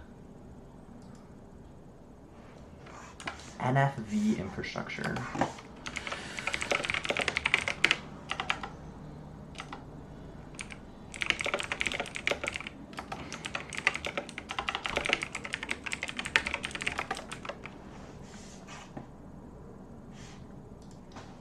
Network function virtualization. NFV is a network architecture concept that leverages IT virtualization technologies to virtualize entire classes of network node functions into building blocks that may connect or chain together to create and deliver communication services. NFV relies upon traditional server virtualization techniques such as those used in enterprise IT. VNF is implemented within one or more virtual machines or containers running different software and processes on top of a commercial, off-the-shelf, high-volume servers, switches, and storage devices, or even cloud computing infrastructure, instead of having custom hardware appliances for each network, thereby avoiding vendor lock-in. For example, a virtual session border controller could be deployed to protect a network without the typical cost and complexity of obtaining and installing physical network protection units. Other examples of NFV include virtualized load balancers, firewalls, intrusion detection devices, and WAN accelerators, to name a few. Okay. So network function virtualization, it's like having a vSwitch or something. It's like having a vRouter. Okay, so it just refers to the concept of virtualized like network infrastructure, and the reason why, and if the infrastructure controls the allocation of storage and networking resources, because it like, you know, just like any hypervisor, it controls, the network, it controls, what it runs, right? And so if it controls network stuff, it would, control the allocation of said networking stuff. Let's see if this agrees. Right.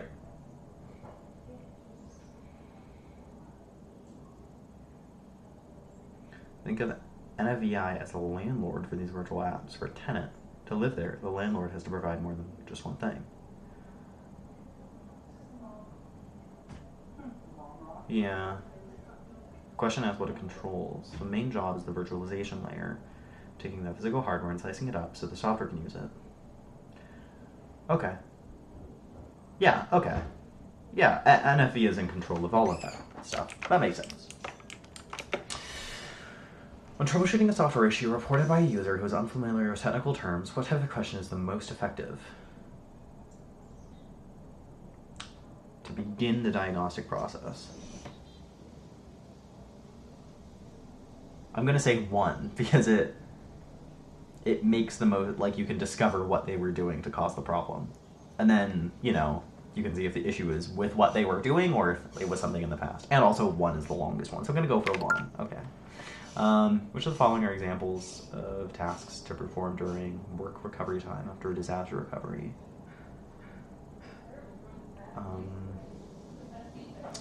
Definitely not 3. Definitely not 4.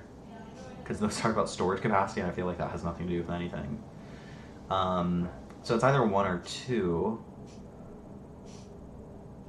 I like the idea of 2, because upgrading software, like, what if the issue had nothing to do with how old the software is, right? Like, why would you just randomly update software? I'm going to go for 2. Okay.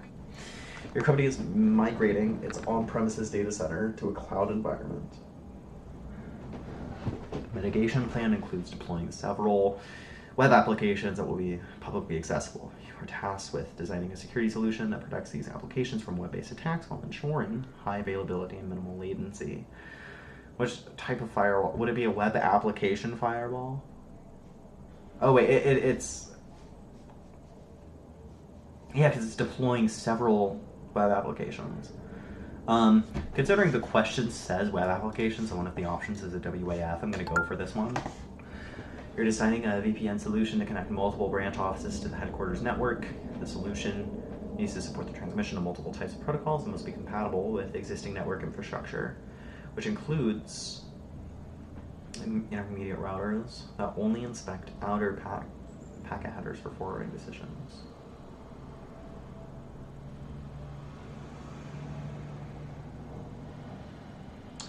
I'm gonna go for IPsec.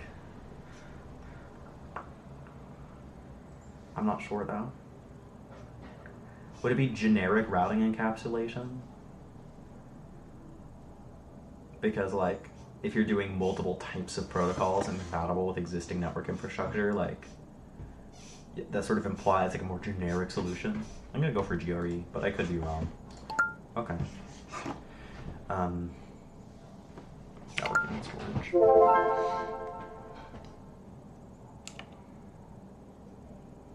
How do I get to don't know? What is that? 6? 1, 2, 3, 4, 5, 6. Enter? That's not much faster than going to the mouse. Could you do Shift Tab? No, because that goes from... yeah, that starts interacting with the browser. Okay. Oh, wait. 4, 5, 6, 7, 8, 9, 10. Okay. You could do Shift Tab 10 times and it goes to don't know. Bidirectional wavelength division multiplexing used to support transmit and receive signals for the same strand.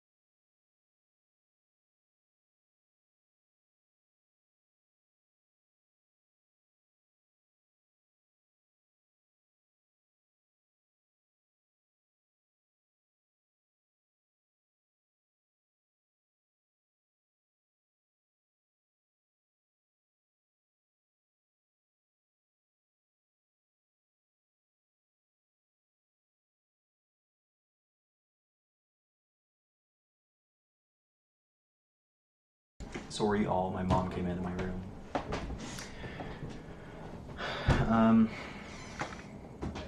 We have 2 locations, Portland and Seattle. What? I've been to both those places. I live in one of those places. Both locations are connected to the internet.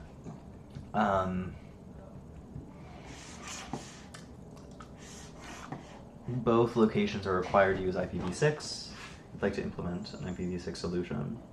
Hosting each location, use IPv6 to communicate with other hosts in the location using through the IPv4 internet. You're going to use a site-to-site tunneling method instead of a host-to-host tunneling method. I think host-to-host is only 4-to-6 and 6-to-4, right? And I don't know what isotap or Teredo tunneling is, but isotap seems more enterprise. I have no idea. I'm thinking isotap, but I could be way off. Okay, 6-to-4. I should have really learned about 4-to-6 and 6-to-4 because it's one of the things I kind of forgot about for my Network Plus education.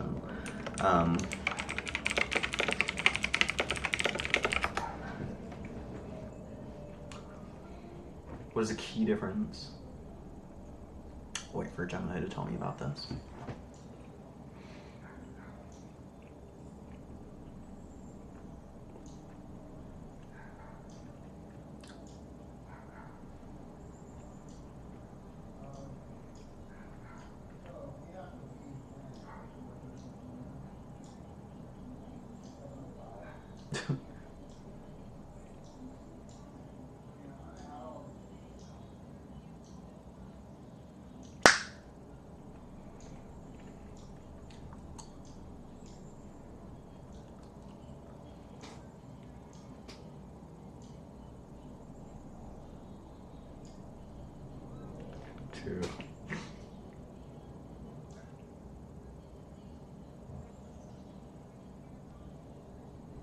Okay, I'm gonna put my phone away.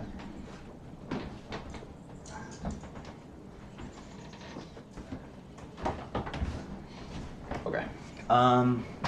This basically comes down to understanding the difference between connecting individual computers. Standard way to bridge 2 distinct IPv6 networks over the older IPv4 internet. You have a site-to-site requirement. It means that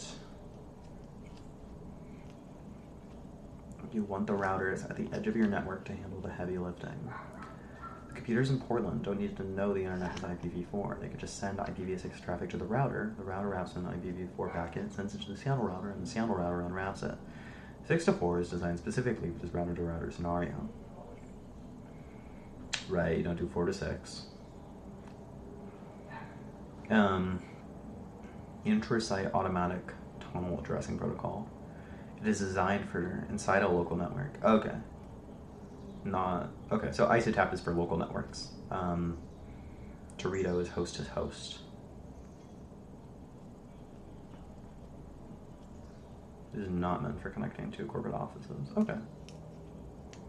Okay, so 4-to-6 and 6-to-4 only happen on routers. I guess that's good to know. And frankly, something I should know. I forgot what memo is. I'm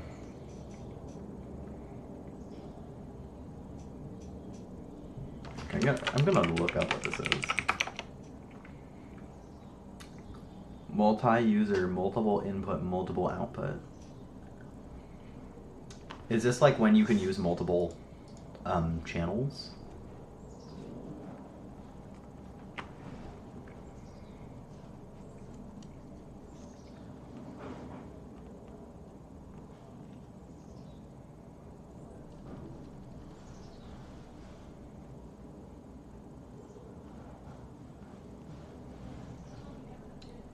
Man, a terrorist came in through here in August 2015. I just turned 10 years old and they were on multi-user MIMO, adding a adding a message to the page. SDMA.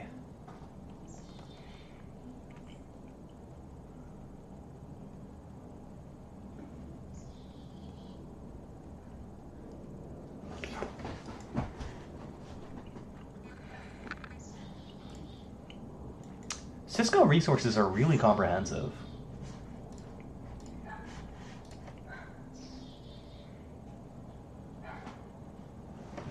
There's many antennas. That's sort of what I was thinking it was.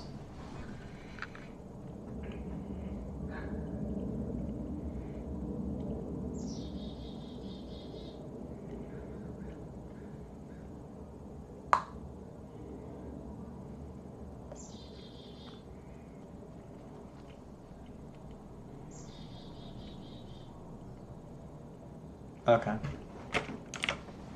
Sure, so that would be... I kind of cheated by looking it up, but it was information I had to know.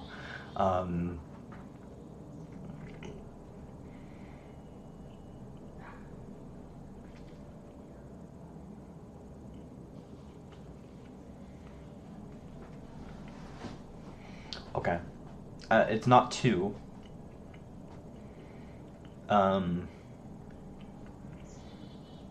I don't think it's 4, so it's not 2 or 4. I think it's 1 or 3. I'm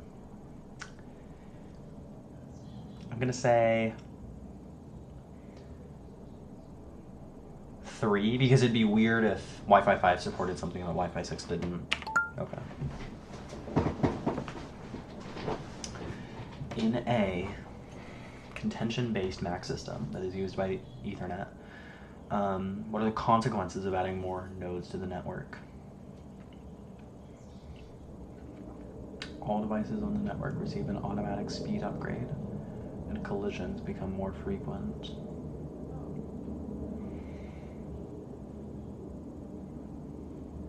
Contention-based MAC system. I think collisions become more frequent. So it's not 1, I don't think.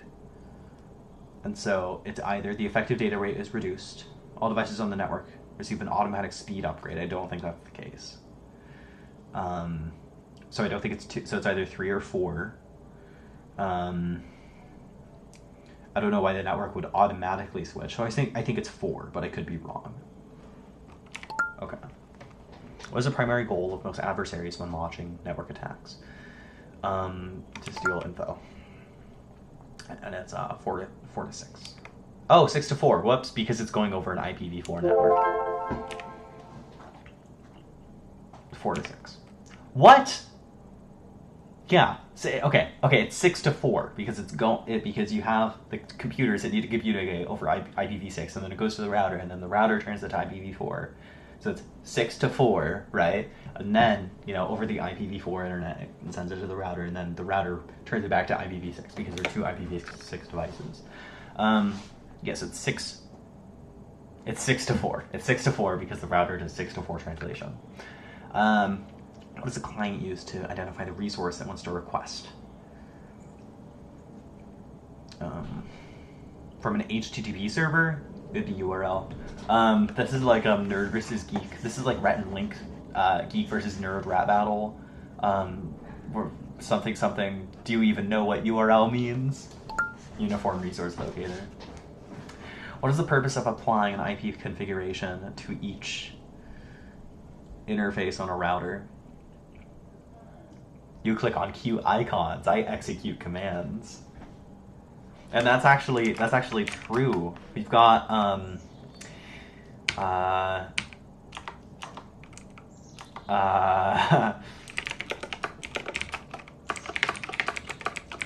see, look. I execute commands. We've got Steam Locomotive on the terminal.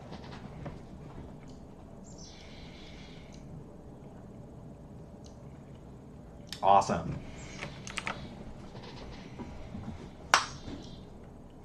Of applying an IP configuration to each interface.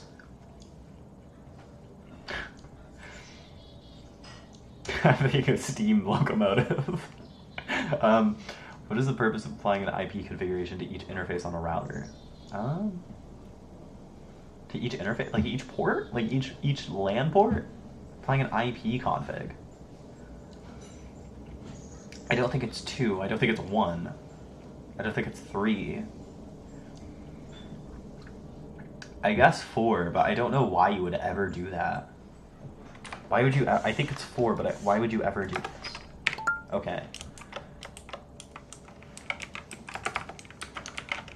Why would you ever do this? Wouldn't it be preferable to have IP configs go over DHCP, or do IP addressing on clients? Why would you apply an IP config to a router interface? I guess it's like, maybe if you have like a bunch of dedicated machines connected to a router, and then the machine like something in the machine dies, and it's cheaper to replace the machine than it is to replace the component that died. And so, when you replace the machine, you don't want to do IP addressing on the machine. Maybe because that is a higher chance of failure because you're doing it more often, because presumably the machine fails more often than the router fails. And so you would want to have and so you would want to have it connected to the interface. Let's see if that's what it says. Presumably not, right? I have no idea why you would want to apply an IP. Why would you want to apply an IP config to a router interface? Unless I'm misunderstanding what the question is saying.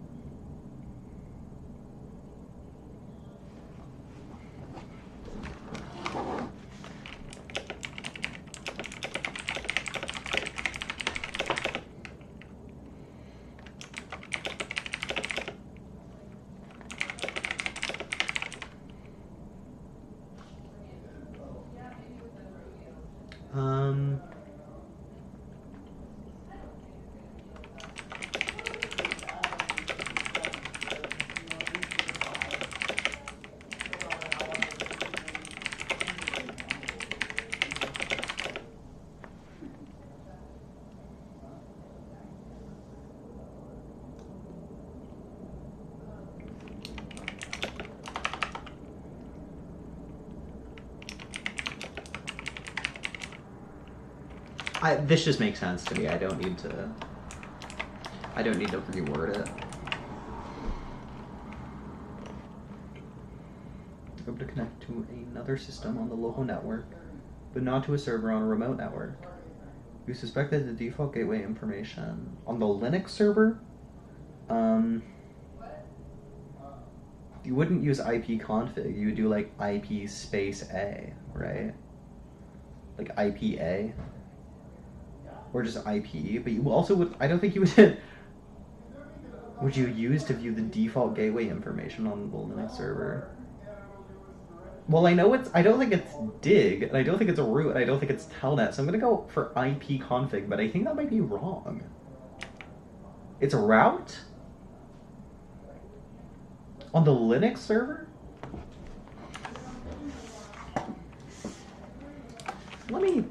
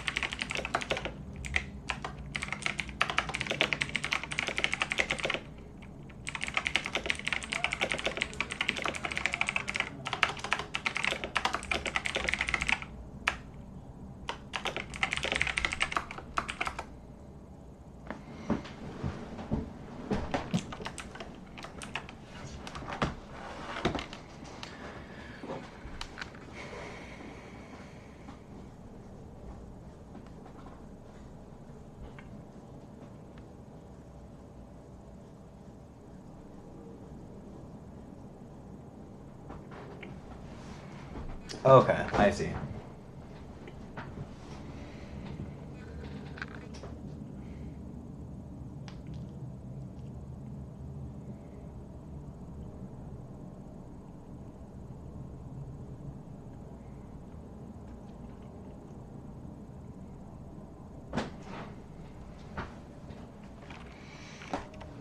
The reason I had chosen ipconfig, you can see I looked it up. I had confused the difference. I had confused ipconfig and ifconfig, which is my bad.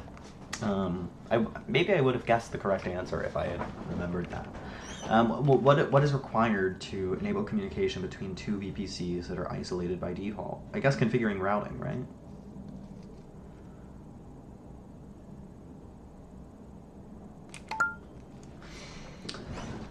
Why should anonymous and simple bind access methods be disabled on all LDAP server requiring secure access?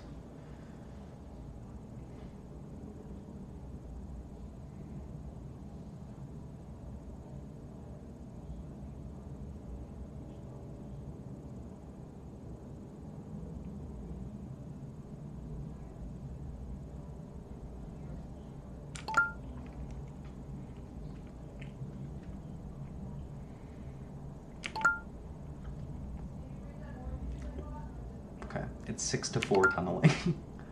And it's a root, which isn't even true, but you know.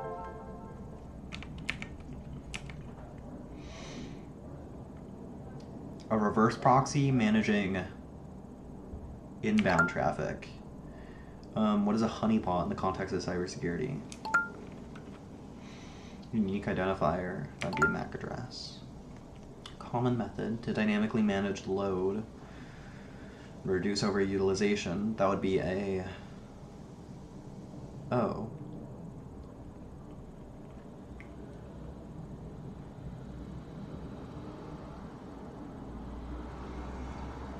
In a wireless network?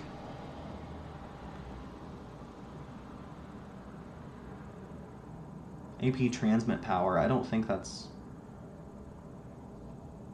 If you increase the transmit power of an access point, I don't think that would reduce overutilization.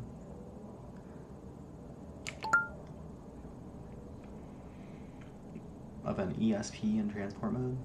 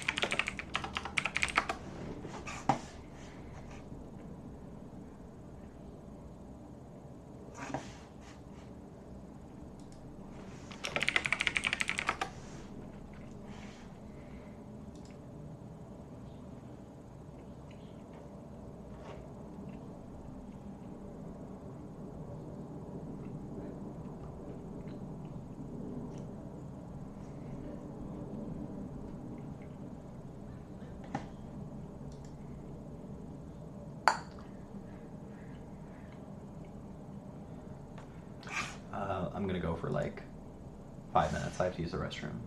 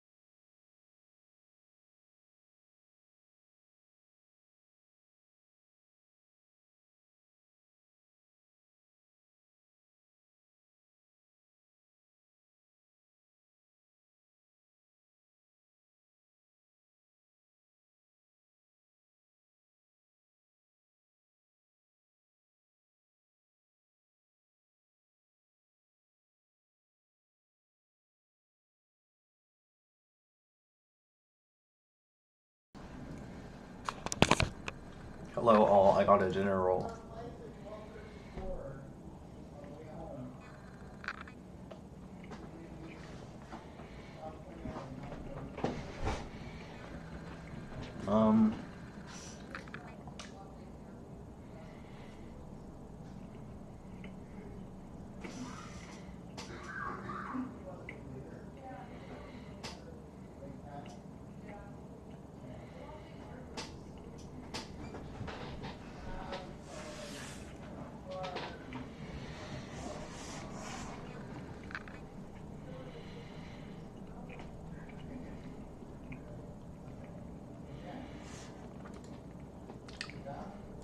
Transport mode.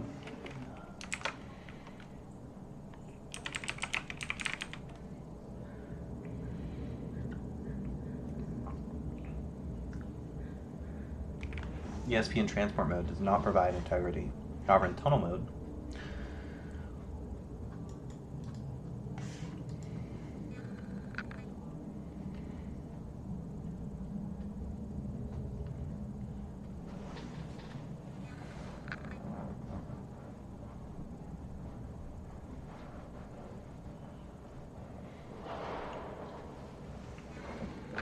I see. Okay. That makes sense.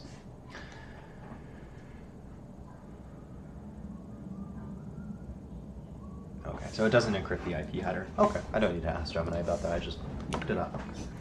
Okay. What distinguishes a layer 7 switch?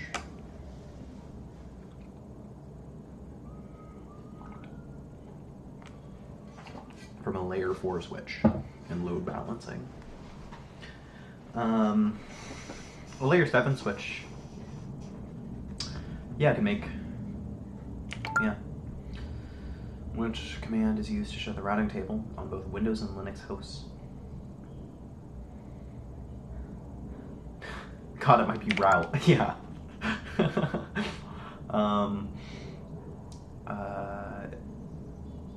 Only the payload data.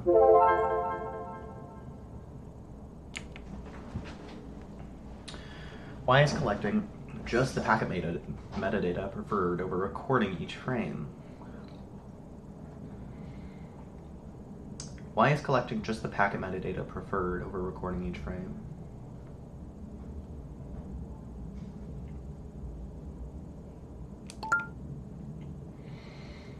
First hop redundancy protocols. To assign, what is the primary purpose of first hop redundancy protocols? Oh, to make sure there's no loop.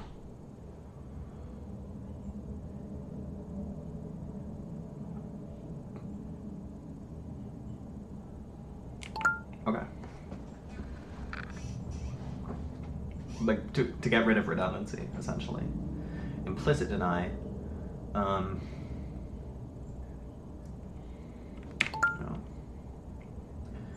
You decided to conduct a business meeting at a local coffee shop. The coffee shop you chose has a wireless hotspot for customers who want internet access.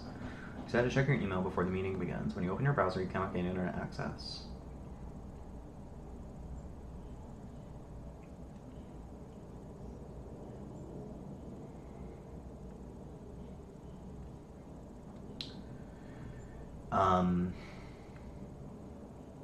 It could be one. It would be weird if it was different LAN protocols.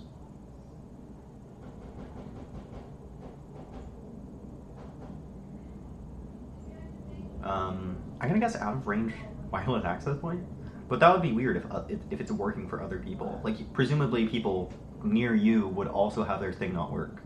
But, you know, maybe they have stronger antennas on their... I'm gonna go for out of range. Mismatch SSID? Really? Isn't that kind of strange? Because, like, I feel like it's like, don't most public, don't all public wireless networks have like an advertised SSID? Like, it's a little strange to have a mismatch SSID, right?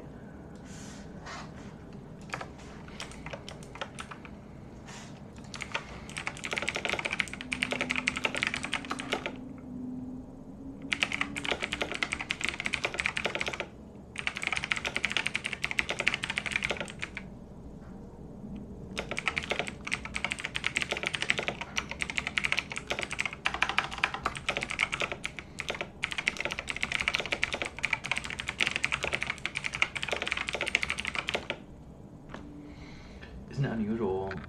And if wouldn't you expect to not have a mismatched SSID problem?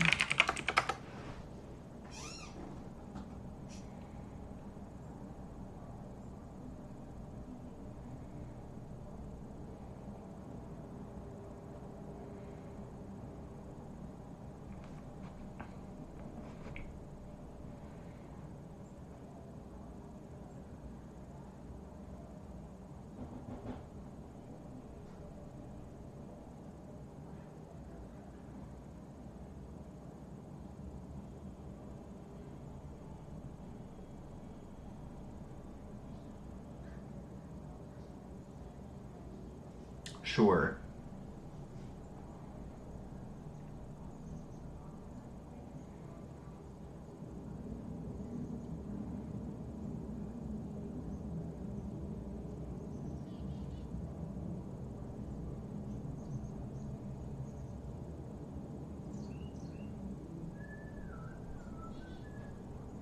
Okay.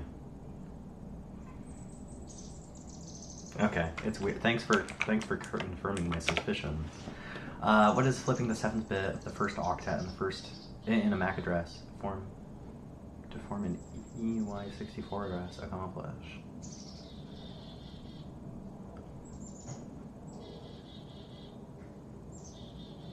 Octet? I think 1 is wrong because a link global address sort of implies IPv6, but I'm pretty sure octets don't refer to IPv6. Same with this.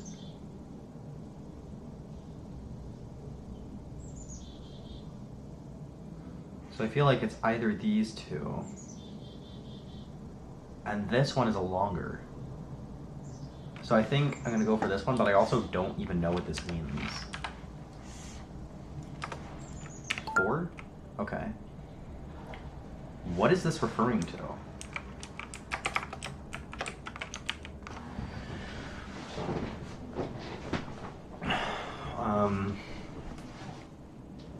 UI64. 6-1. 6-1.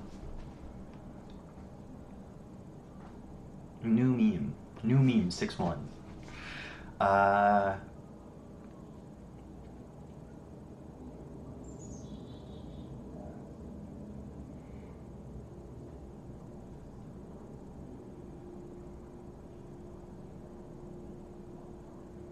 What?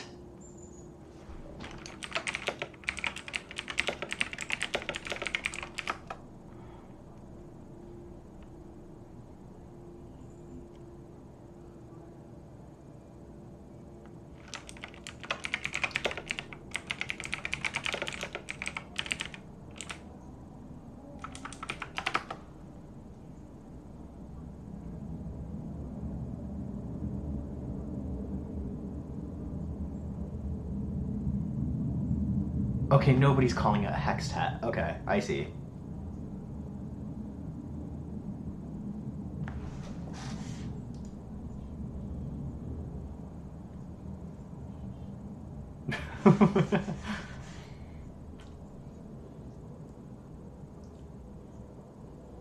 What's happening on r/IPv6?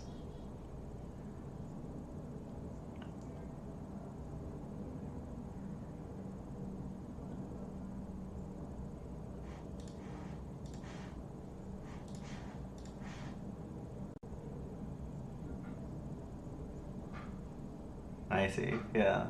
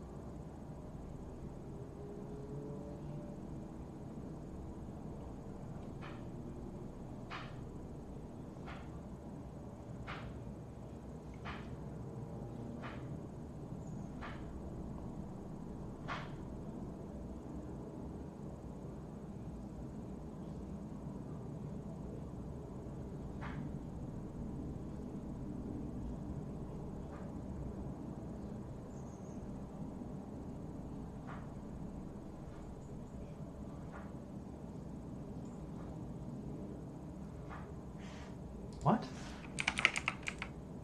Does Linode not exist anymore? Linode was.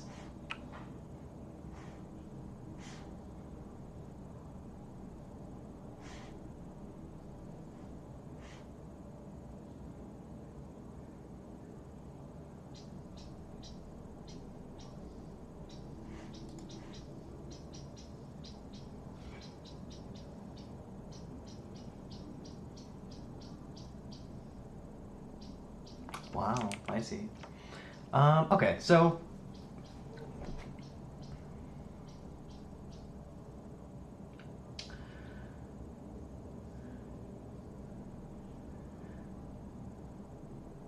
by splitting the MAC address and modifying it to create a unique identifier. Why would you want to do this?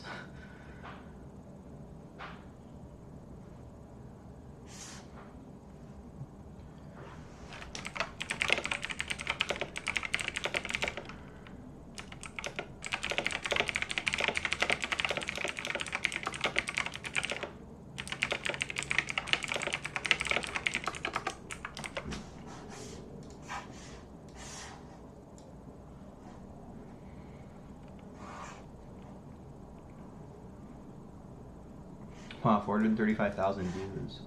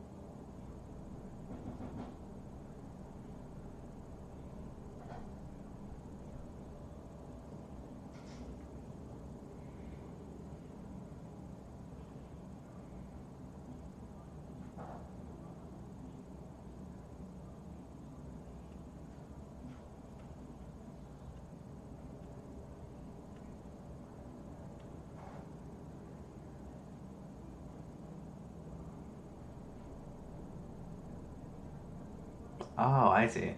Okay, cool.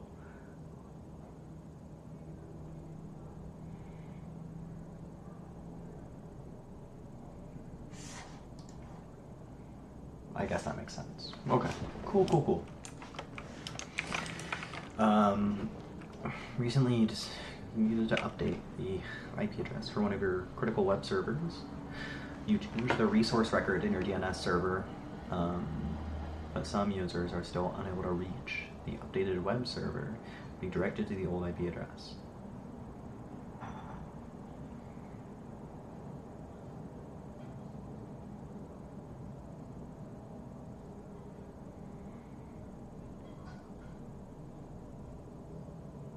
It just seems like a caching thing. Yeah. MPO connector, capable of fibers. Compare in footprint to a duplex LC pair. Oh god. MPO. I think it would require more space than a duplex LC pair, because a duplex LC pair is like it's kind of like just two cables attached to each other. But MPO, I'm pretty sure that's like one of the big like things full of fibers. So I think it would take more space. Same footprint, really?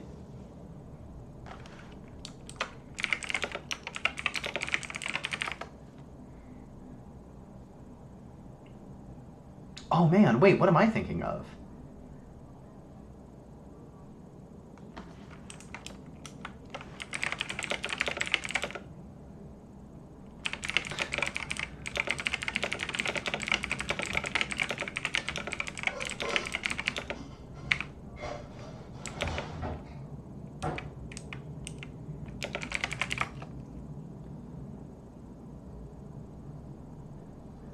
Multi-fiber push-on.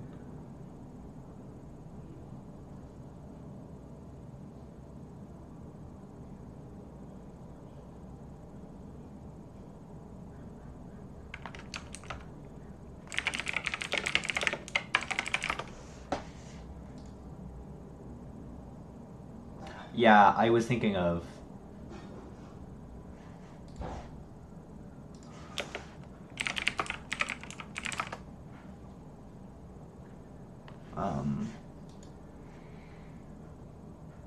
yeah, I was thinking of this. I was thinking of a breakout cable. And so I was thinking, oh, this would use so much more space. But it's referring to connectors, and MPO, it does look like it takes around the same amount of space as like a LC pair. So, you know, that makes sense. I guess I just didn't really understand. Okay, stay put for it. Mismatch SSID and same footprint. Yeah. Cool. Cool. Optical wavelengths support typically supported by different transceivers. I think it's one, right?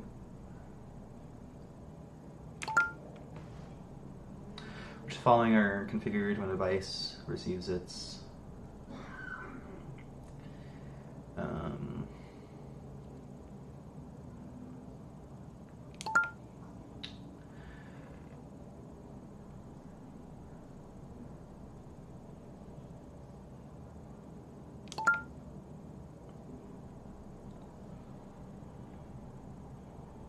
to display the routing table. Oh god, is it netstat dash s?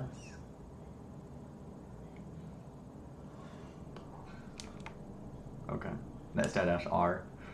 252. Well, it's just got to be one because the other three don't even have anything in the fourth octet. What is the ticket? What does it provide?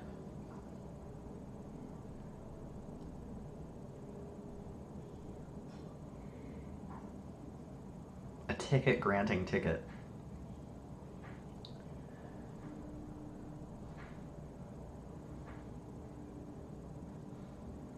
I feel like it's either 2 or 3.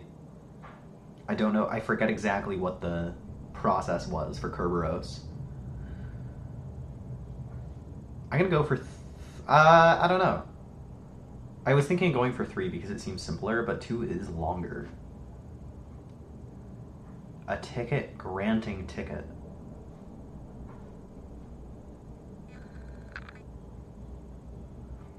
It's a ticket that gives you the ability to do ticket granting. That's not true.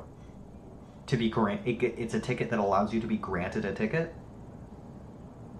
That implies 2, and 2 is longer. It could be 3, but it also could be 1 or 4. I think it's 2. Okay. Why is FTPES? There's an E at FTP. Okay. I don't even know what these things are.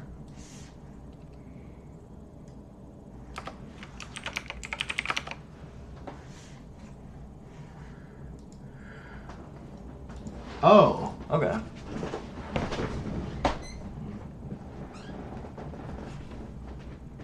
Why do this over SFTP?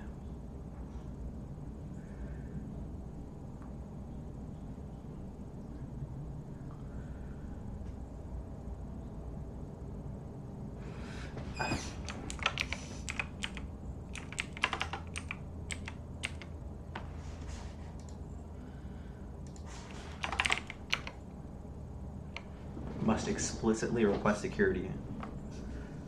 This mechanism for negotiating authentication and security with FTP was added, which included a new FTP command auth. While this RFC does not explicitly define any required security mechanisms, it does require the FTPS client to challenge the FTPS server with a mutually known mechanism. If the FTPS client challenges the FTPS server with an unknown security mechanism, the FTPS server will respond to the auth command with error code 504. Clients may determine which mechanisms are supported by querying the FTPS server with defeat command, although servers are not necessarily required to be honest in disclosing what levels of security they support. Common methods invoking FTPS security included with auth TLS and auth SSL. The explicit method is defined in later versions. FTPS.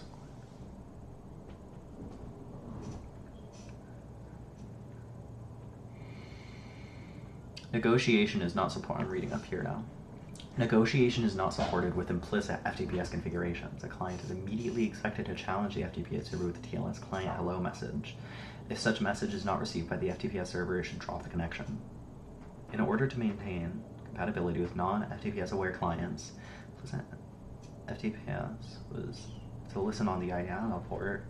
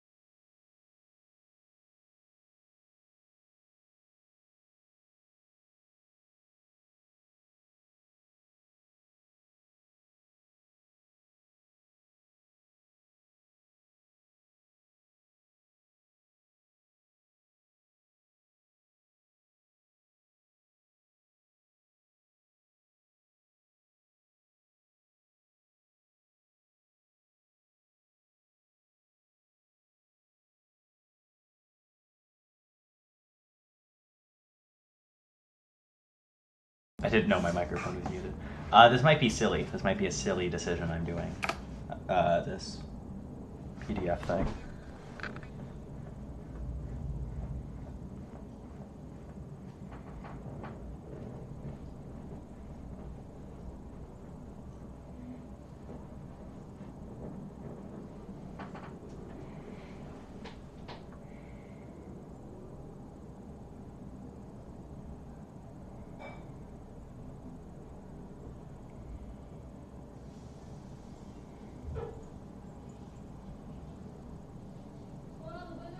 Uses standard FTP protocol commands, does it?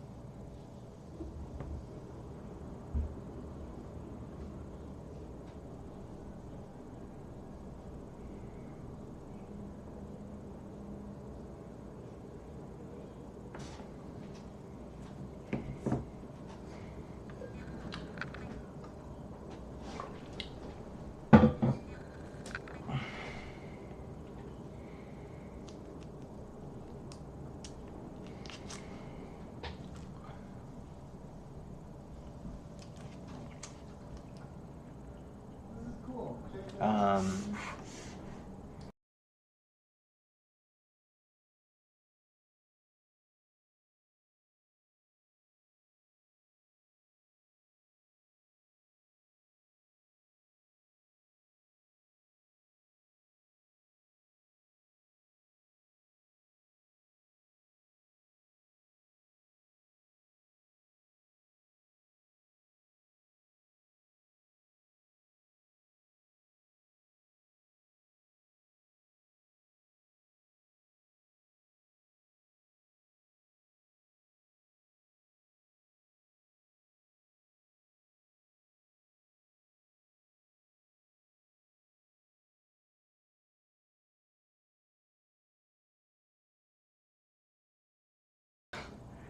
I don't know if I want to keep looking into this.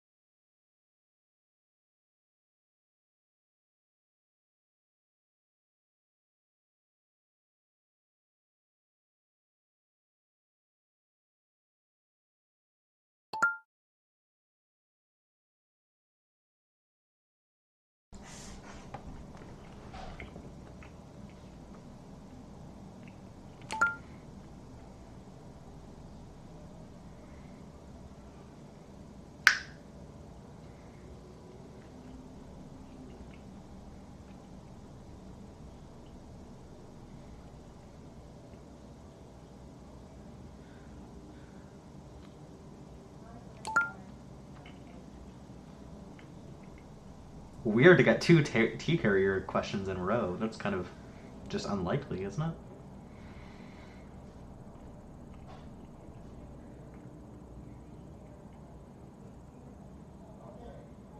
Um,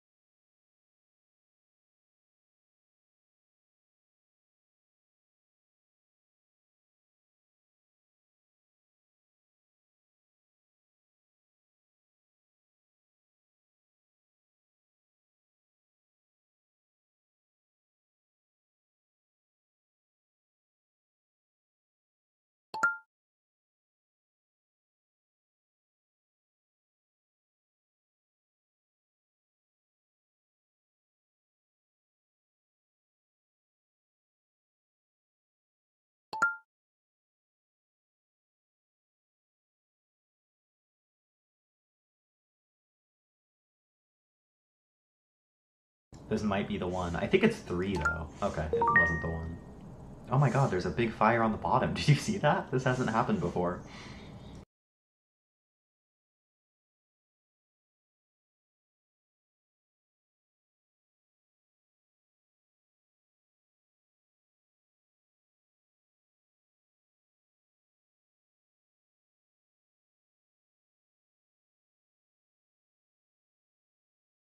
I actually have no idea. I think hotfixes are broadly like pretty minor issues, aren't they?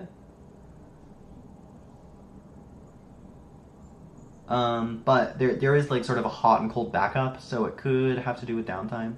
I'm not sure. I think this is the one that's going to get me wrong. I think it's 3, but it also could be any one of these, frankly.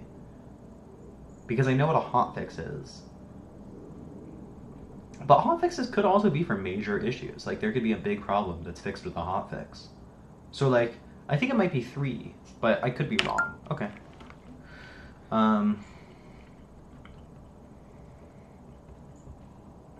To employ equipment that will allow visual monitoring across... Oh, I got my nerves up. I got my nerves up because I got this stupid streak. Due to an increase in foot traffic from outside groups throughout the building, to employ equipment that will allow visual monitoring across the organization. I guess cameras. Solution directly addresses the inflexibility of using whole octet boundaries for subnet masks. Using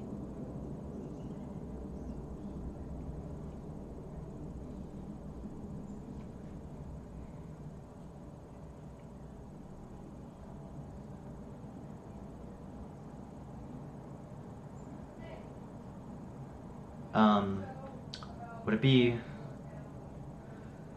It's not 4. I would expect it to be like, oh, you can do CIDR addressing. But I think that might not be like what exactly it's asking.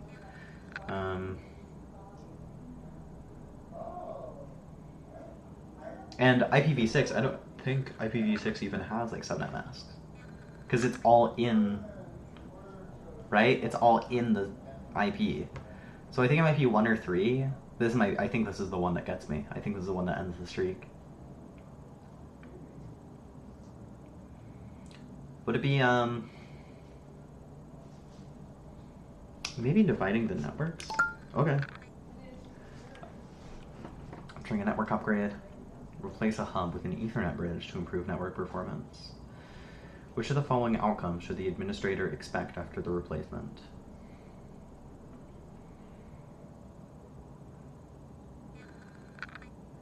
Ethernet bridge? I forget exactly what an Ethernet bridge is.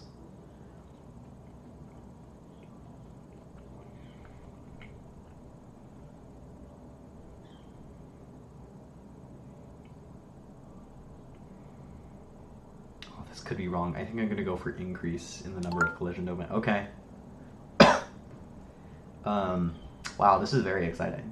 You're monitoring network traffic and notice that ARP requests for a specific IP address are receiving responses from... Okay. You're monitoring network traffic and notice that ARP requests for a specific IP address are receiving responses from 2 different MAC addresses. It's not one.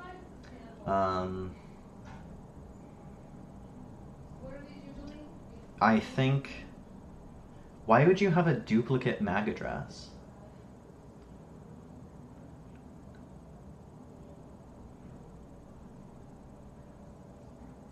I think it might be 2. Okay, yeah. Small cafe with Wi-Fi, with a Wi-Fi network that uses WP encryption.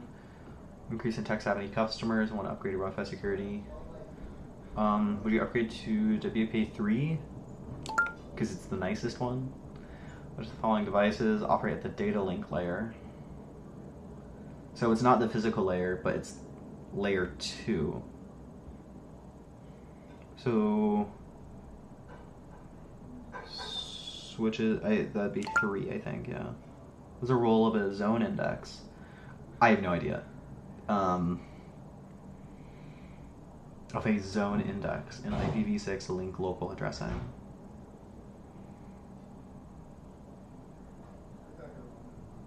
I don't think it's 1. I don't think it's 4. I feel like it's either 2 or 3, but I could be wrong.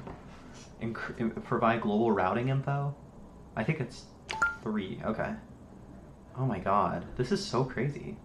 During a routine security audit, you discover that an unauthorized device is communicating with your network. You decide to manually add a static ARP entry on your Linux server to redirect the traffic from the unauthorized IP address to a secure location. Which command would you use to add a static ARP entry for the IP address? With the MAC address? Oh god. Okay, this is the one that ends me. Because I have no idea.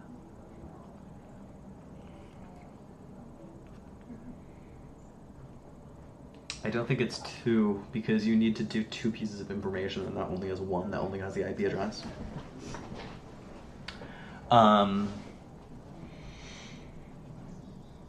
S. It could be 3 because it's like -S, like S for static. But it also could be A because like it's not like it's very common for flags to be associated with completely random things. But it could also be, yeah, like why did you have an ARP command? Why did you have a command? Yeah, why did you have a command just called ARP? I just realized. Why did you have a command called ARP? Okay, I think it might be 1. I could be wrong though. Okay, cool. Cool. What is EMI and how can it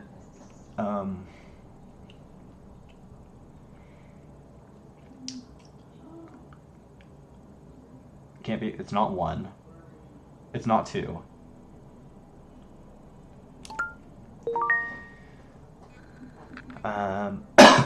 What is the purpose of checking local name caches when troubleshooting name resolution issues? I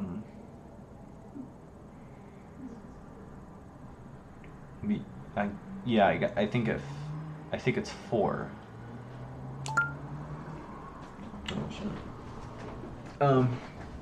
Which version of Ike was designed specifically for site-to-site and host-to-host topologies?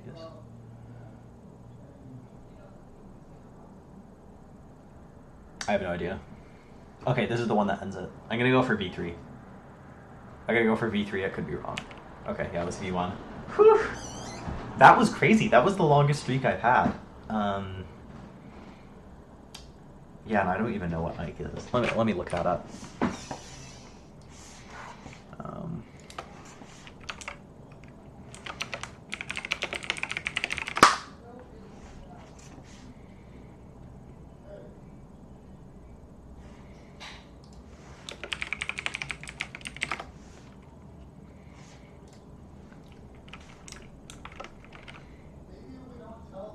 is a protocol used to set up a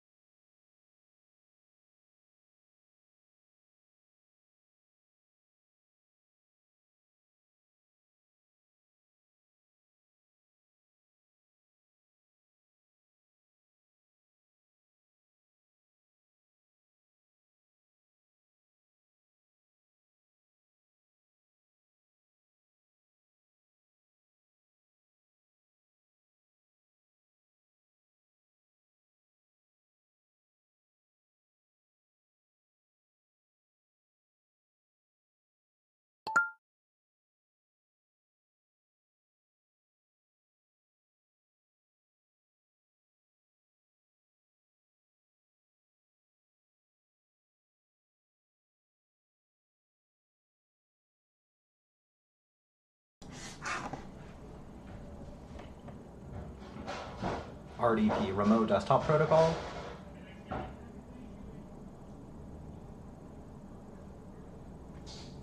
Encrypted, restricted admin mode.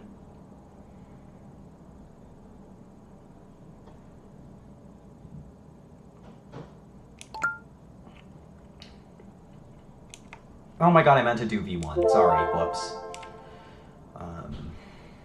Yeah, V1. Single mode fiber transceivers. Single mode?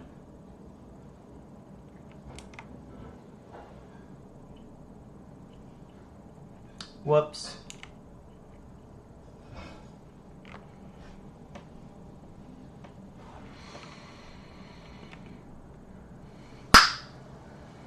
Which of the following functions does Soho router implement at layer 2 to make use of its physical layer adapters?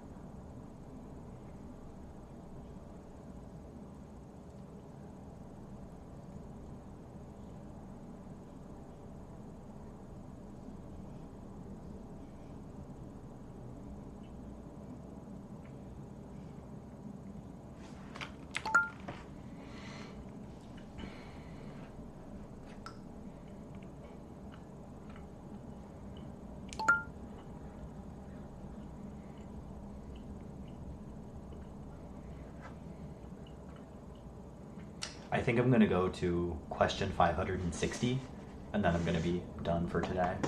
Because I was planning on going until 3, and I started a little later than I'd liked. I wanted to start at 10, but what can you do? Best describes a demarcation point. In the context of telecommunications,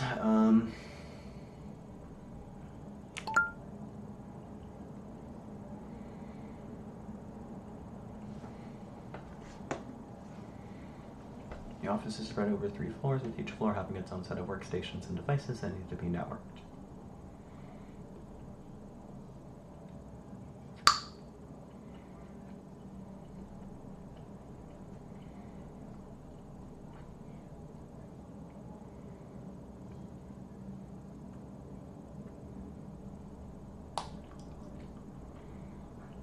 Which of the approaches to physical topology? Okay, wait.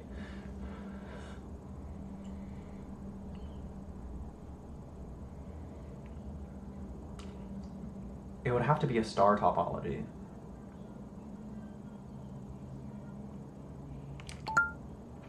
Star topology is like the topology you use like 99% of the time. Like it's kind of a solved problem.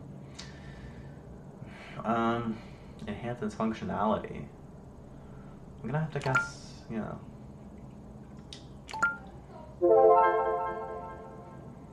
It's very weird that question asks what type of laser, and then the answer is laser. Like, what? Benefit of using virtual appliances in a cloud environment.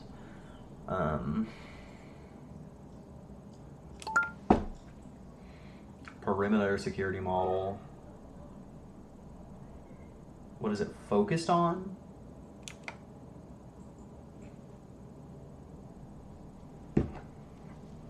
Okay. I mean, I don't know.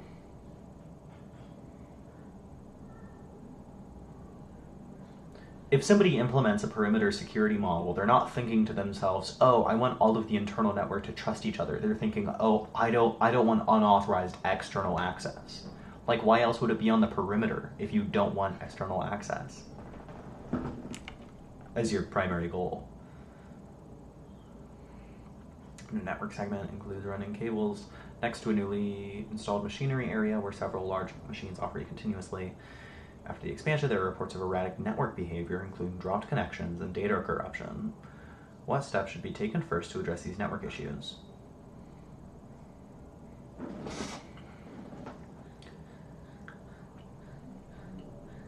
Taken first?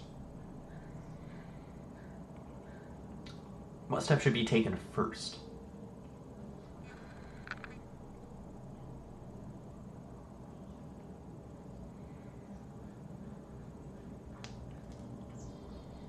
Number one would be very expensive. So I think 3 probably makes sense.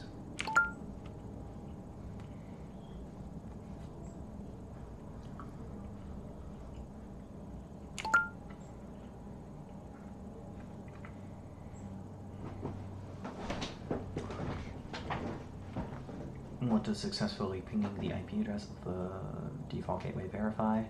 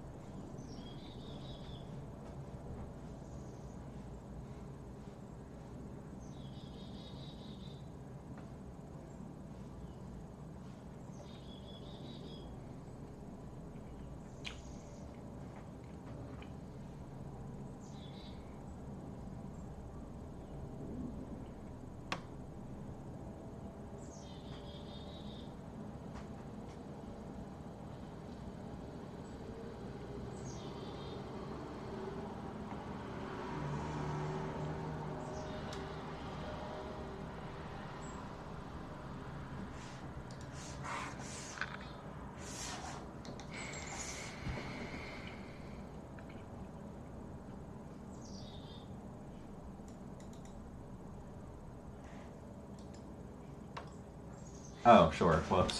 That was a silly thing to mess up.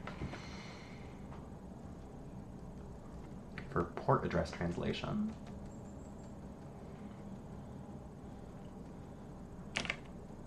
Oh.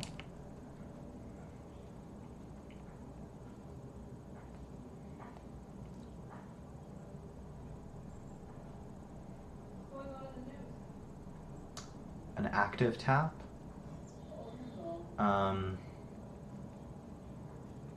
It becomes a... I don't think it would become a point of failure because it's a network tap, right? And it's powered. An active tap? I forget exactly what an active tap is, I guess.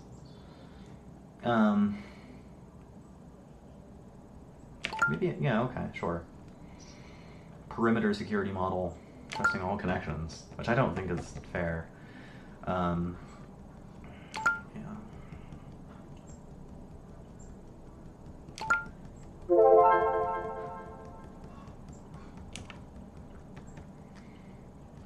Incomplete ARP entry.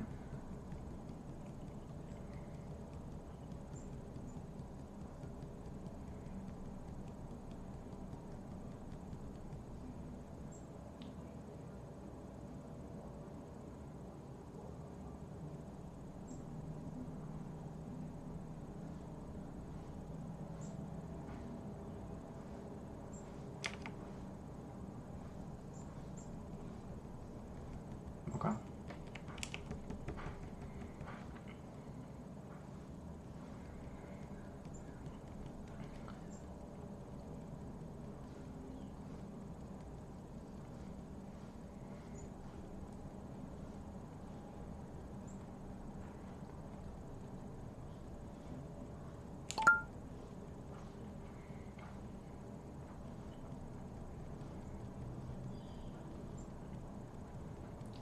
Oh God.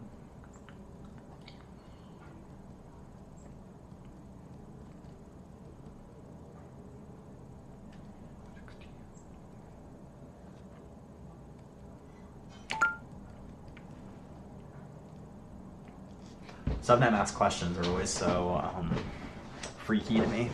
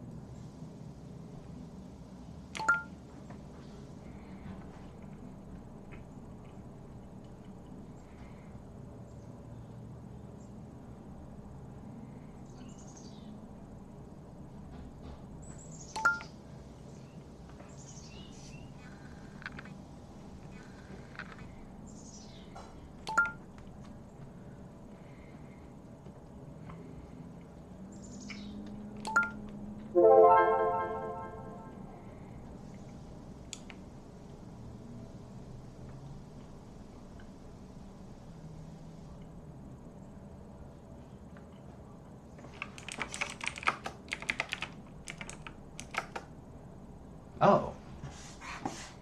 Sorry guys, I'm gonna go to 590, not 560.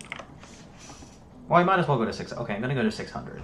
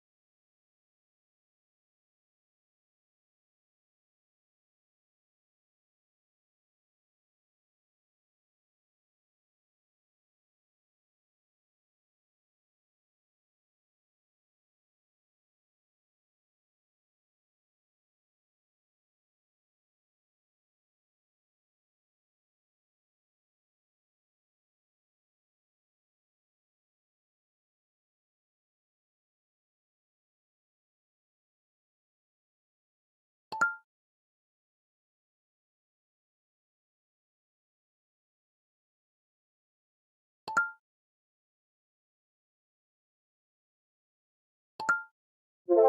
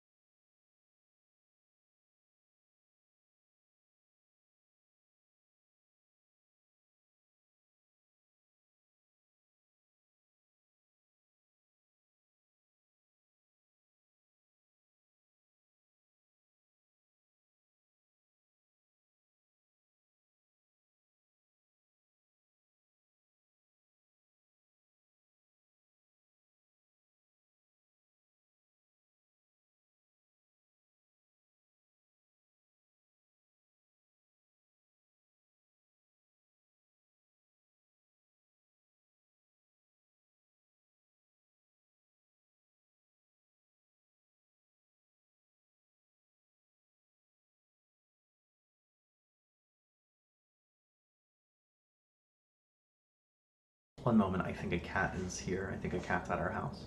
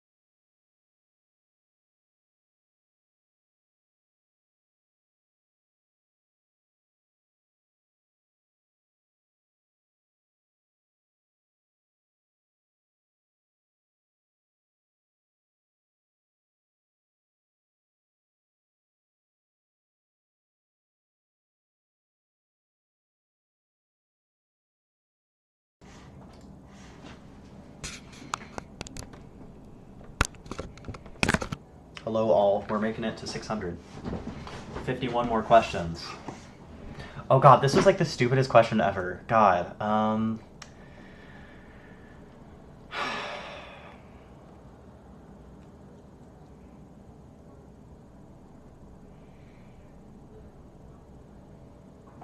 don't know, 1?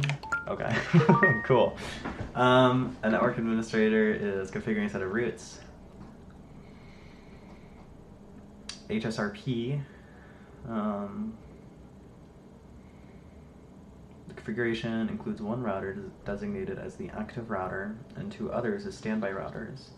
The administrator wants to ensure that if the active router fails, the router with the most resources available takes over as the active router.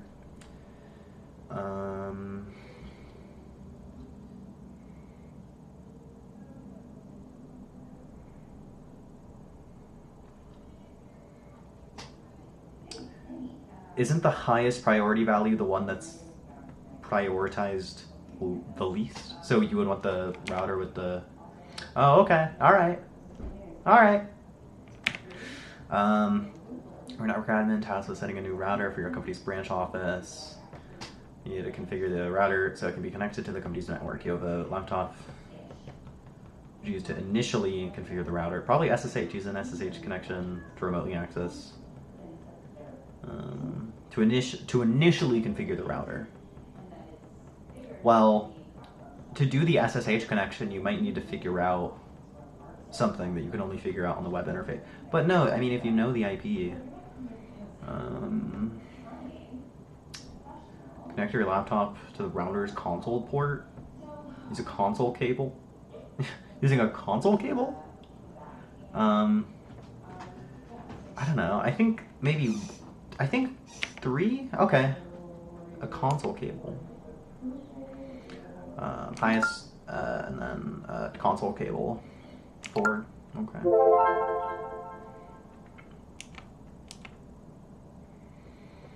Which TCP/IP utility gives an output of the results of 4 consecutive ICMP packets? Ping. A network architect is designing a new data center for a rapidly growing tech company. The design includes servers that will handle large volumes of data transactions to ensure a high availability and bandwidth. The architect plans to implement NIC teaming on all servers. These servers are equipped with 4 10 gigabit NICs. The company's network infrastructure includes high-capacity switches that support static link aggregation and LACP. Which NIC teaming configuration should the architect recommend to maximize both bandwidth and redundancy?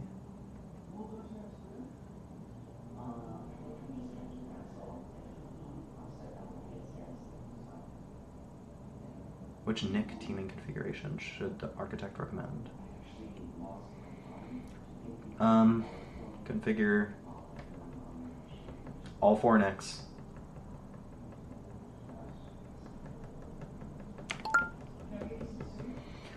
Accurately describe the characteristics.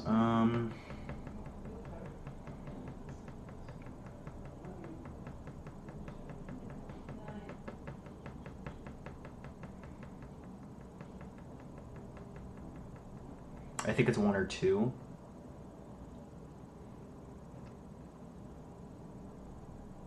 I think it's 1. Yeah. As part of your duties as an IT specialist, you are tasked with setting up an availability monitoring system for a new web application your company is launching. Downtime must be quickly addressed. Which of the following features should you ensure availability monitoring system includes to effectively manage the application's uptime? The functionality to trigger alerts. Which of the following features should you ensure the availability monitoring system includes?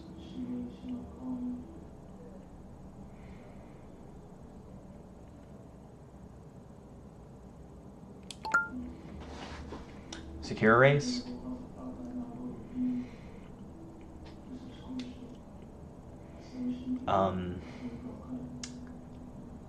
Command? Secure, I'm gonna assume 0 filling because it says secure erase, but I think it's really weird that it's talking about a command. Protocols requires an area 0 that identifies the network backbone in which all areas must be connected. Border gateway protocol. I know BGP is border gateway protocol. EIGRP is I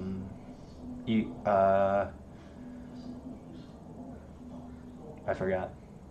OSPF is I forgot all of these. I don't know.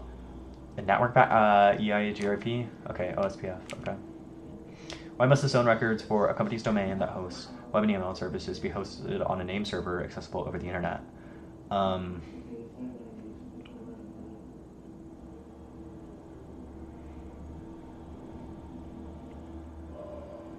That one. OSPF. Okay. A network engineer is troubleshooting a newly installed fiber optic network that is experiencing significant signal loss. Upon inspection, it is discovered that the network uses duplex single mode fiber, but the installed transceivers are designed for multi-mode fiber with LEDs.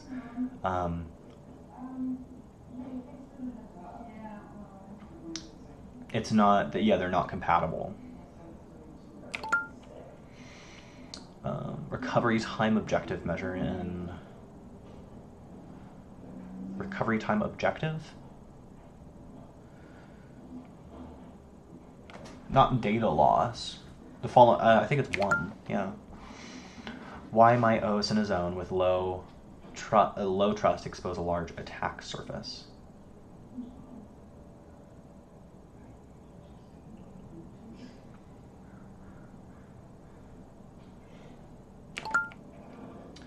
What is the primary difference between DNS spoofing and DNS poisoning?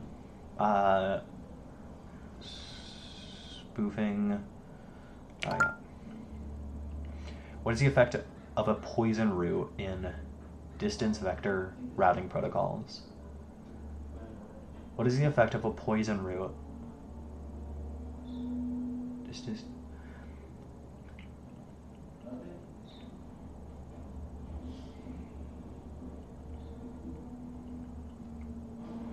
Of a poison route?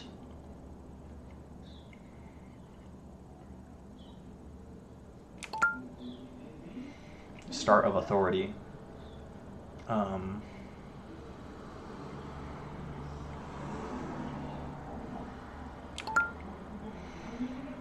Uninteroperable power supplies allow for power. What actions does they use?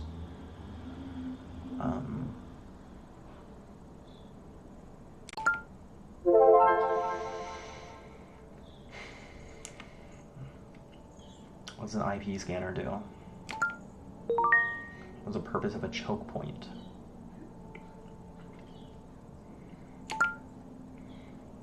Data at rest.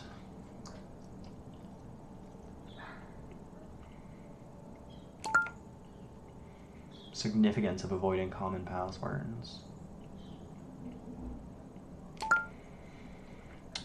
IP address ranges or IP address is specifically set aside for use in documentation and examples.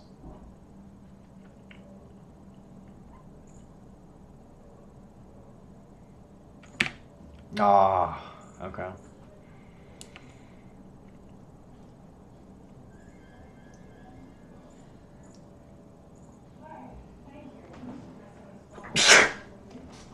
What role does a router play in a network with multiple subnets? Force packets between subnets. Of configuring a DHCP server with a range of IP addresses and subnet masks.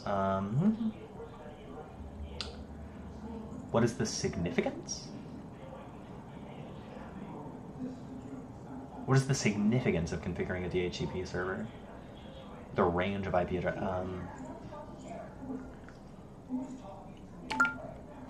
That's a weird thing to say.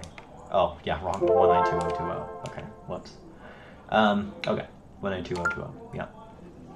Purpose of using jumbo frames. Increase the MTU.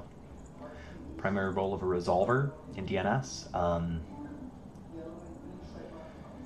That one. Editing host file. What does editing the host file add? What does editing the host file to add a correct name and IP address record test for? What does editing the host file to add a correct name and IP address record test for? Oh, I'm an idiot. Record, an IP address record test for. What is editing a host file to add a correct name and IP address record test for? A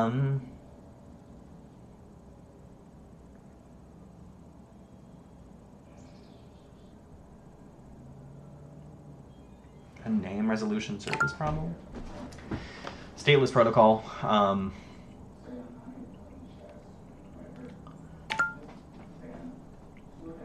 Duplicate MAC address.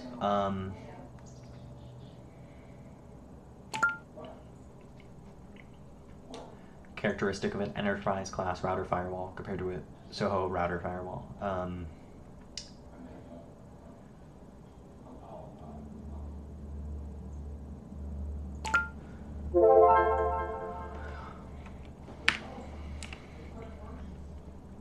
Basic type of IP scanning mentioned in the document.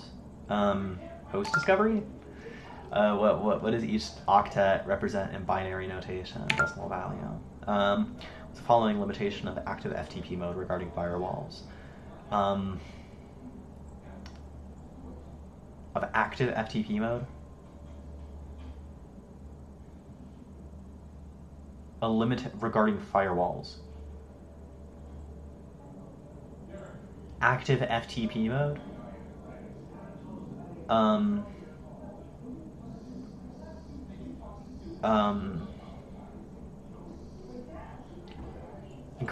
What? Limitation of active FTP mode regarding firewalls. I'm gonna guess 2 because it's long. Which security device is typically used to enforce rules between network zones? A switch, right? A zone, like a VLAN? Oh, a firewall. Enforcing rules, I guess that makes sense. You would really only enforce like firewall rules. Signal to noise ratio.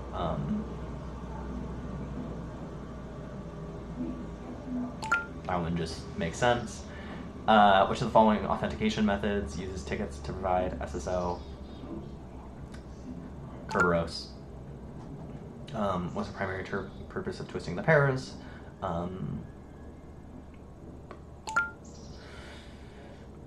And yeah, firewall, because rules, you enforce rules, that makes sense.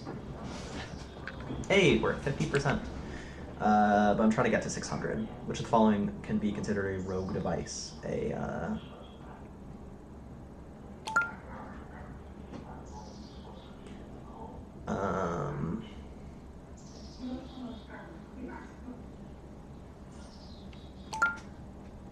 I'm scratching my hips right now.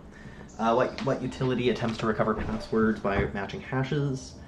Hashcat. Kind of wire map tester. Identify. Pin in, pin out. What's the purpose of a community string? Type of password. EMI.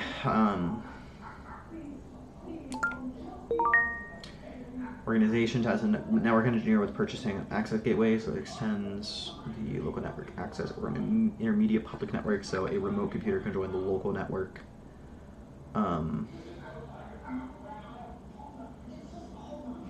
That extends a local network access over an intermediate public network. Would that be a VPN?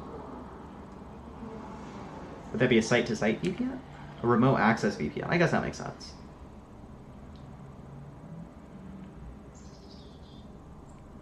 Yeah, because a site-to-site VPN would connect like 2 LANs and it would make them available to each other. But like a remote access VPN is like, you know, if someone has like a laptop and they're remotely connecting to a local network, you know.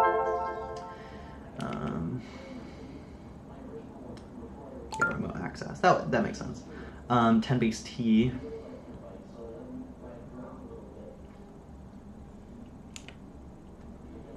Whoops. Oh, I didn't even... This would have been a dead giveaway if I had read the whole answer. Presentation layer.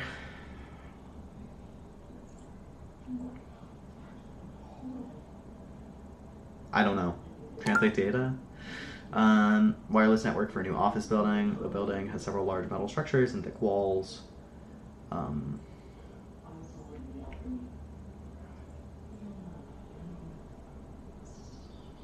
first step would be a visual inspection.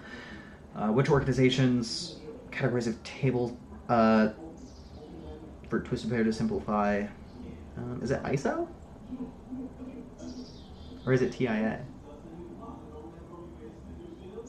IEE, that's IEEE and IETF, that's software protocols, I believe. ITU and ETSI, I don't really recognize that. So that could be the answer. ANSI and TIA. I do remember TIA being pretty important in regard to my fiber optic class.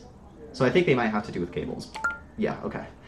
What protocol does WPA introduce to mitigate attacks against web? TKIP? What is the significant challenge in securing east-west traffic?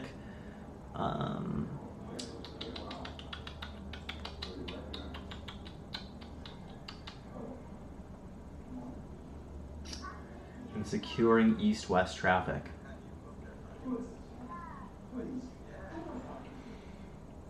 Significant challenge.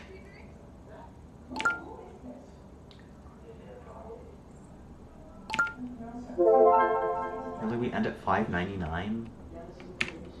Fine, I guess I'm going to like like $6.09 or something. You're an IT manager at a medium-sized company and you're tasked with implementing a new asset management system. After conducting research, you decided to use Landsweeper. Specifically, routers and switches are not being correctly identified. First step. It's not 1, it's not 3, it's not... It's 2. Possible reason for a client to fail to obtain a DHCP lease.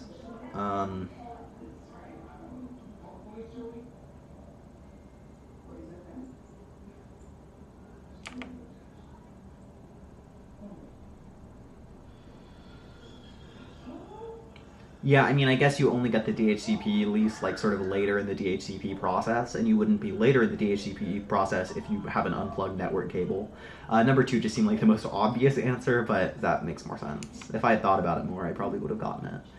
But also maybe not. Maybe I am just unknowledgeable in that regard.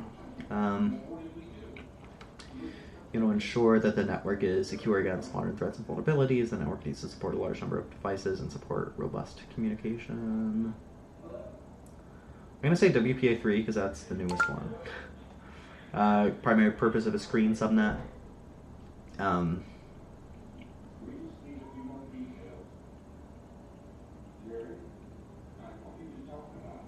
screen subnet and network. Okay. Control access between external and internal networks. Whoops.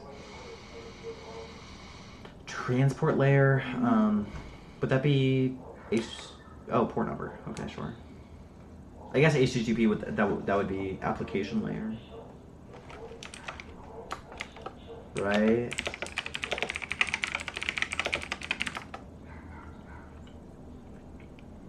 Okay, that's application layer. You've been called in to troubleshoot a connectivity problem on a Windows Server system. The system is operating well and is able to communicate with other systems on the local network. However, it's unable to access any systems on other segments of the corporate network. You suspect that the system's default gateway parameter hasn't been configured correctly. You're on a Windows Server system.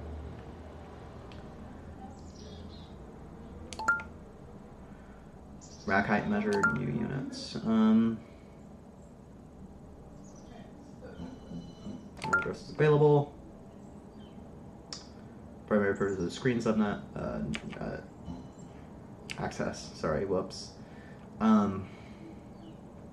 Transport layer, that'd be port number.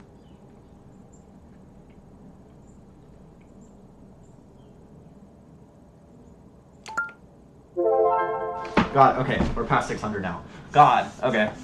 Almost 5 hours of studying. I bet after, not including break time, that's probably just over 4 hours probably. So 4 hours of studying, that's pretty good. Yeah, happy Thanksgiving, everyone. We're actually, no, I'm about to record my video.